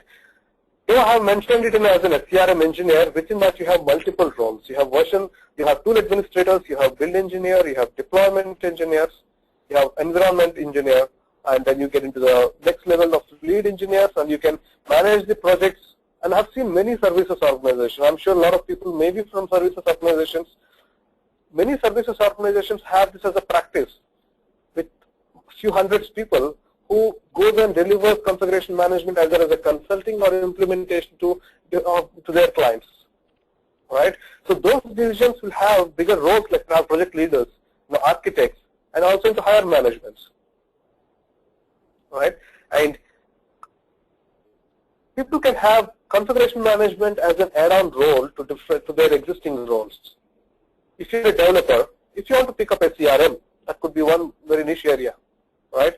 And if you're a tester with SCRM skills, it gives you edge. And if you're an administrator and getting into SCRM or having a combination of both, they complement each other. So these are some of the areas that can be considered. And the latest emerging role that's coming up very recently in the market is your application lifecycle management tools architects. We talked about various tools starting from requirements till deployment. So each and every area has tools. So who are these people who can architect end-to-end tools integration, end-to-end tools process definition and implementation using these tools? They are called as application lifecycle management tool architects, right? And these people can have in-depth knowledge of SCRM but have breadth in the other areas.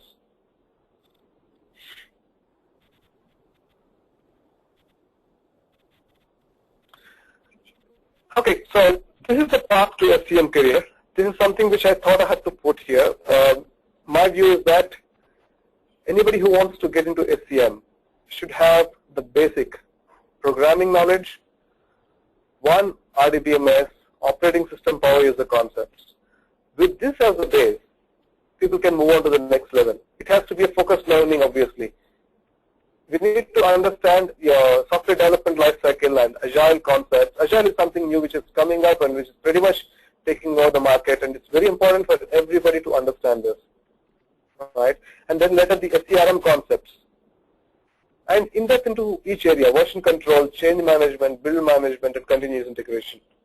It's not that continuous integration is a higher level. It's just about, I'm trying to depict that all the areas, different areas, that has to be learned by somebody to get into SCRM as a career, and that comprises of SCRM,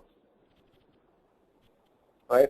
And here I have mentioned in words the same picture. I've given some of the tools. Obviously, I've talked about RESTful tools, right? And yeah, we have tools in each and every area. If you look at version control, Rational has a Rational Team Concert, and ClearCase, ClearQuest. And in the area of build and release management with continuous integration, we have Rational Build Forge. But the most important thing is you need to understand a very good amount of scripting. A lot of automation is expected out of configuration management. Every build that takes time will have to be reduced in terms of time, and which means you have to understand script. You need to know Perl scripting to automate various activities to make into a seamless automated process.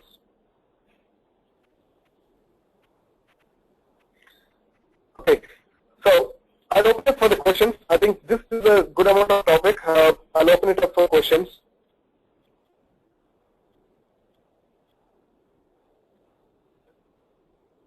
I'm looking for the latest question. Kishore, do you have any more questions? I have the last one at 3:37. So we have a lot of questions I'm sharing with you. All right. Sorry, Keshav?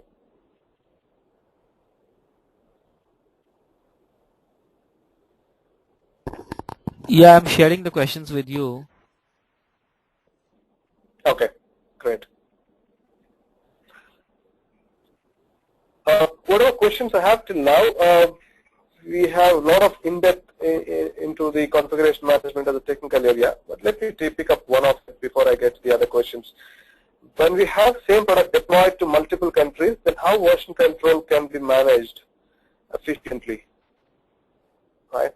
So it's very common to have development across various countries these days. You have teams sitting across different geographies, and we are expected to deliver one product out of all this, right? We are expected to work as a team. So all the latest tools in the market support multiple repositories or a single repository with multiple access, multiple client access over the WAN. So when this is possible, it's like you're all working in the same location. A developer is accessing a repository in a central location and accessing the source code which the other developer is going to view that or is going to use and create another version. At the same time, we have tools which can replicate, which can have multiple repositories which are individual to countries, which can talk between the servers and which can replicate the changes across the countries.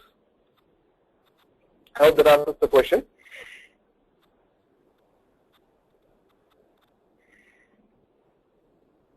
And I'm looking at a few other questions. I'm trying to look for questions on SCM as a career rather than trying to get into the technical questions. So I'm trying to be choosy about the questions here.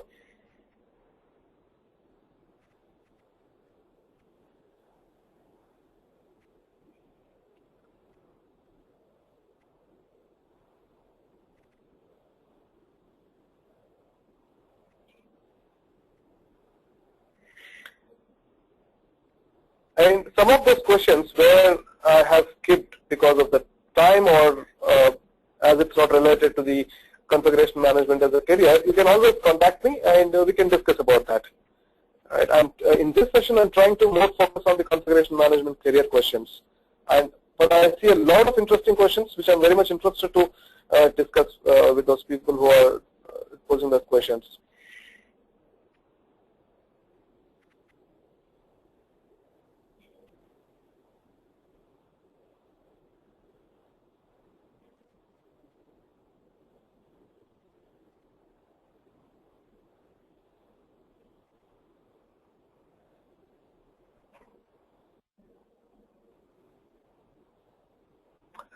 Okay, so that gives me a question. Currently, who are working as a software developer, how to enter into SCRM? What is the starting point to enter into SCRM?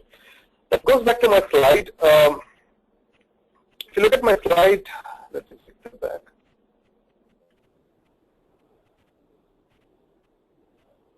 Okay, so I'm in my slide 12, in which I'm talking about what is required to be a configuration management professional, right?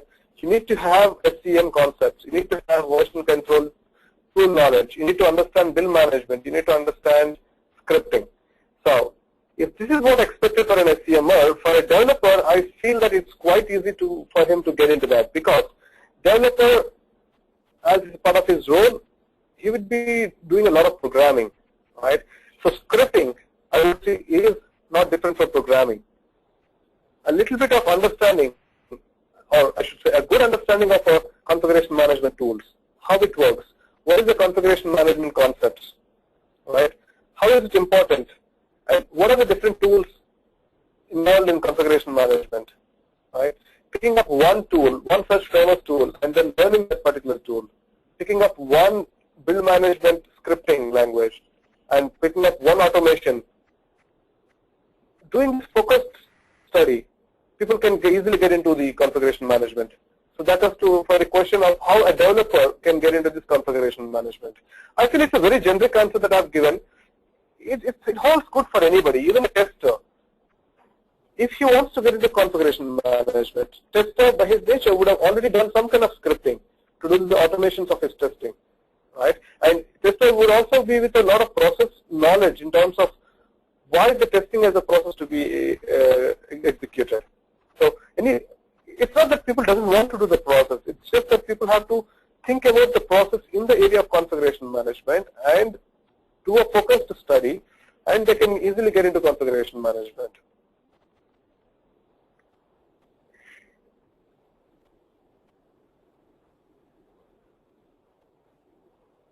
Very interesting question. What career path can we see after we have worked in SCRM for 10 plus years? I like that question. Okay, so after 10 plus years, people won't hire, especially in the Indian context, people wouldn't hire a build engineer who will execute a build with a 10-year experience. It's obviously because of the cost reasons, right? So people who are already into the SCRM have to really understand that they have to get into different areas around configuration management. It's not, we can always have SCRM as a core, but in-depth understanding of requirements, in-depth understanding of testing as a process, and in-depth understanding of your development itself.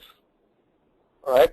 So with all these understandings, you can get into the higher levels. When you say higher levels, you can become a consultant. You can become a consultant who can design a configuration management system for an entire enterprise. You can become an ALM, application lifecycle management consultant, who can define ALM process and implementation of that using a tool. You can head a division of configuration management engineers. Many services organizations have people of like 100 to 200 people who they would require a lot of architects who would understand what is the client scenario, who would have to give out a solution, and who would have to get this executed by consultants. So these are the different areas that people can get into after 10 years of experience.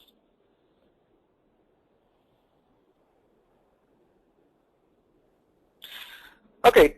Interesting question. Do IT organizations that are below CMMI level 5 also hire for CRM engineers? Yes. CMMI level 5, it's just an indication of the process maturity. But whether organizations get into CMMI level 5 or not, everybody wants to deliver a good quality product. When you have to deliver a good quality product, you need to have perfect configuration management in place, which means to say that any organization who are doing product development, who are doing services, or so who are doing maintenance, everybody has to get into configuration management. Today, I don't see many organizations who doesn't have this configuration management as a separate role. There are exceptions. There are organizations who doesn't have this as a separate role, but they still will ensure to have one person dedicated for configuration manager as a configuration manager while he does his other activities.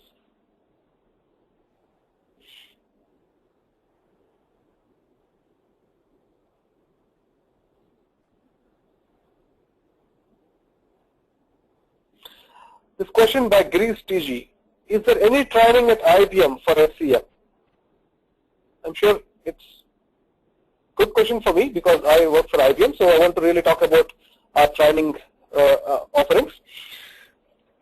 Yes, IBM have various trainings in the area of SCM. When we talk about SCM, we have, if you look at the market leading tools, ClearCase, ClearQuest, they are from IBM.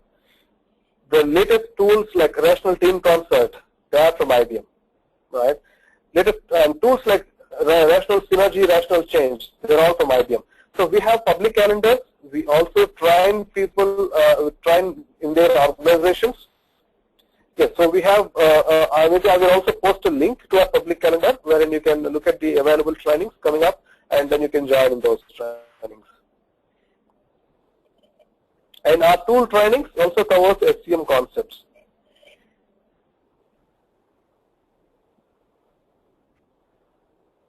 Is programming knowledge necessary? A general project manager can pursue a career in SCRM? That's a question from one of the attendees. And yes, it's very important to have programming knowledge. It's SCRM is not a typical management role. The person who is part of SCRM has to be a techno manager. He has to have a very hands-on technical understanding or technical knowledge of various tools, scripting. At the same time, has to be at a management level in terms of controlling and making the process, making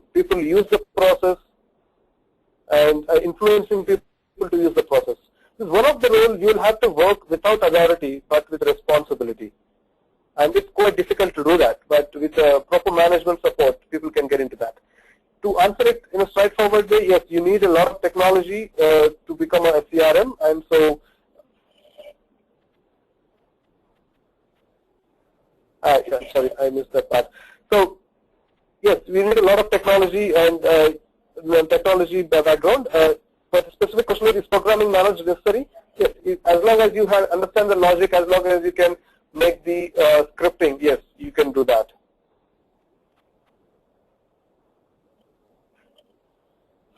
Okay, this interesting question, though it's not related to the career, I'm just taking that because it's an interesting one. Why is the stress on agile methodology alone? Shouldn't other methodologies also need to follow SCRM? Anybody who's doing software development, by following any methodology, should use configuration management, right? Irrespective of what development methodologies they're using. It can be agile, it can be waterfall. Irrespective of that, they have to use software configuration management.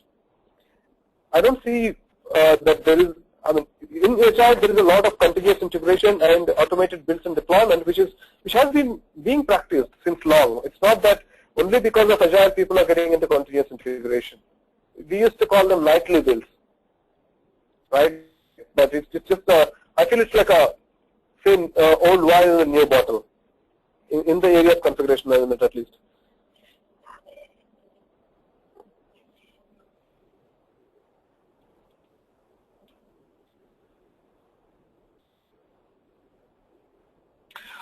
All right, so I think I don't have any more career questions. Maybe I'll, as I have 15 more minutes, I will pick up some of the other questions from the technology part.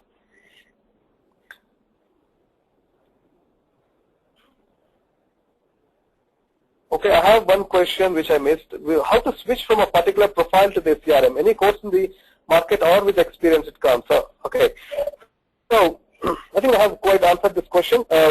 I have told what is it required for an SCRM career, and so anybody who wants to move from the current areas to this area based on what is expected in the SCRM can learn this. So as I also mentioned, there are specific courses available out of IBM in various tools, and there are lots of study material available on the net, so you can easily get into that. But if you ask me if there is a course which makes a person from a specific background to configuration management, no, I don't see a course at this point in the market.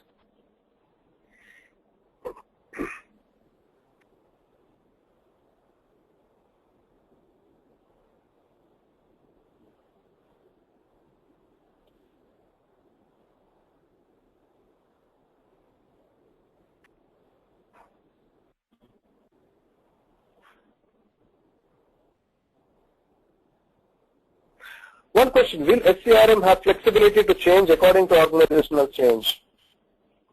SCRM is a process that is created by the people. So based on the organization needs, yes, it can be changed. I mean, that's true with any process. So I don't see any specific reason why SCRM won't be flexible. And I've seen in many places wherein based on the client needs, we implement a CRM process, we define a CRM process, and we make it work.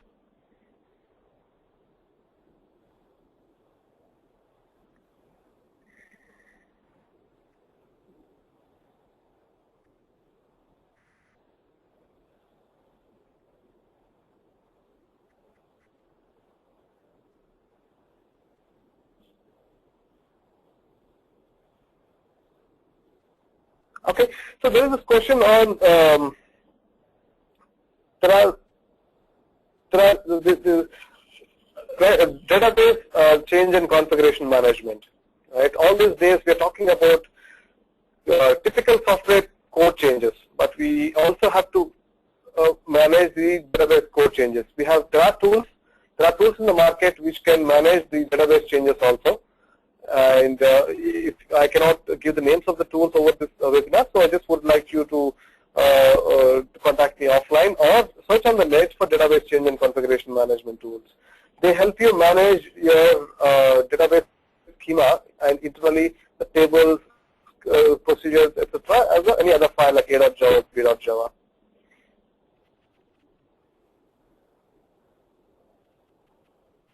There are questions on how to get in touch into the rational courses. If you get onto the IBM website, or if you just go Google for IBM India Rational Courses, you get a first link which is to our course catalog. You can look at the courses, and you can also look at the public calendar that is available there. You can also get in touch with me in various forums. And Keshav, are you going to share my email ID, or will they be able to post questions to me offline? Yes, we can post the questions. We can take the questions offline. Right, and will they be able to contact me offline? Yes, yes. Okay, great. So anybody has questions on how to get this training, so please contact me offline.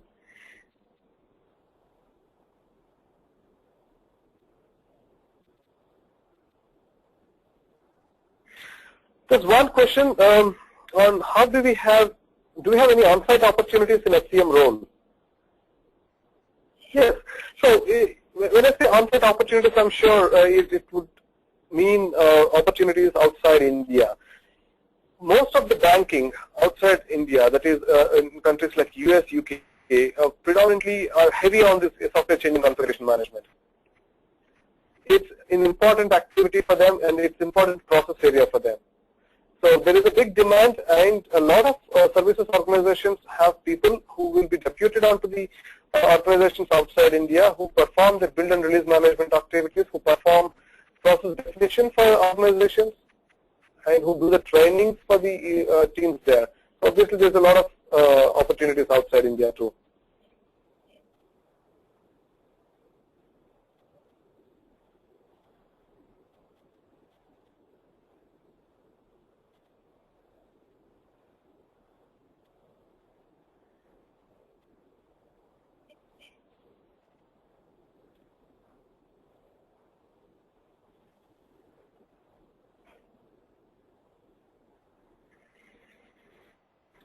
All right, so I think that's all from the questions point of view. Okay, I think I'll have one more question here. How is SCRM team different from L3 application production support team? Yes. If you look at my explanation on what SCM does, it's quite different from production support. Here, somebody mentioned it's about application product support, but I would consider it like is a question on typical IT support, wherein the configuration management engineers are specific to the projects, or they can be in a central location doing a specific activities to the projects. But they're not the people who handle the product-related issues. If you have an application which is deployed to the client, they're not the people who handle the product-related issues. They're the people who handle your internal team configuration management activities. I hope that answers the question. Okay, an interesting question here. How much domain knowledge plays a role in CRM?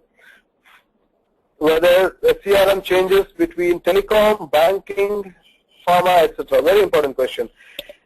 For me, whenever there is a change in the file, that's where the CRM lies with. Right? If there is a change, a CRM will have to manage the change. Right? So now, file changes are across the industry. The banking application could be different, but I don't see that it's a different web application. It's just a web application. Whether it's used for banking or a different sector, it's a web application.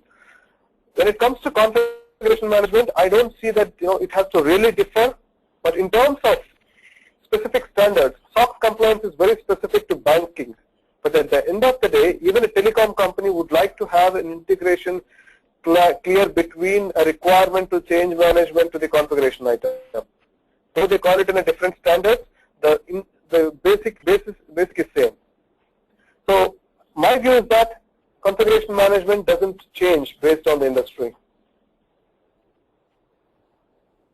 And obviously having the domain knowledge may help, but I don't see a way it changes. It plays a big role in the configuration management.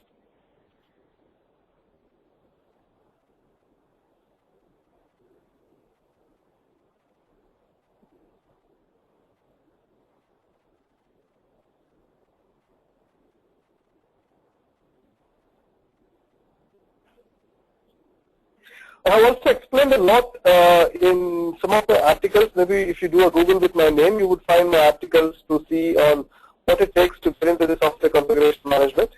I hope I have answered a lot of questions in this webinar, and I encourage people to go to various sites. I've given a link here, important links, and one of it is a link to jazz.net, which is an important site from IBM Rational for our latest Rational team concept and other tools. These are the tools which are mainly used for software change and configuration management. And I have mentioned my other site, CM Crossroads, which is a very dedicated and exhaustive site for configuration management information. I would encourage everybody to get into these websites and increase their knowledge in the area of configuration management. I'm also participating in various forums, so you can also reach out to me. You have my name, so you can easily find me out in those forums. All right, thanks everybody for participating in this webinar, and I hope it has been useful. And I would look forward to answer any questions that I get offline.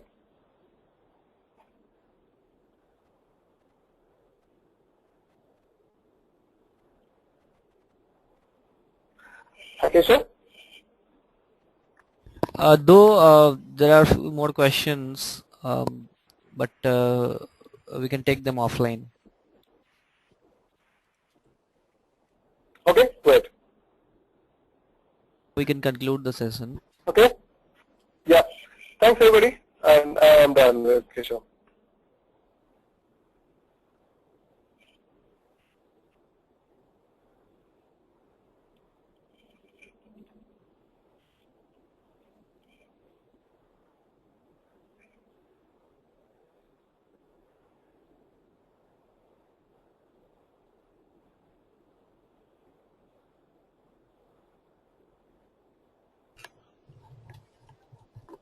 Thanks, Mr. Shashi, for your informative session on software configuration and release management, an emerging niche career in IT.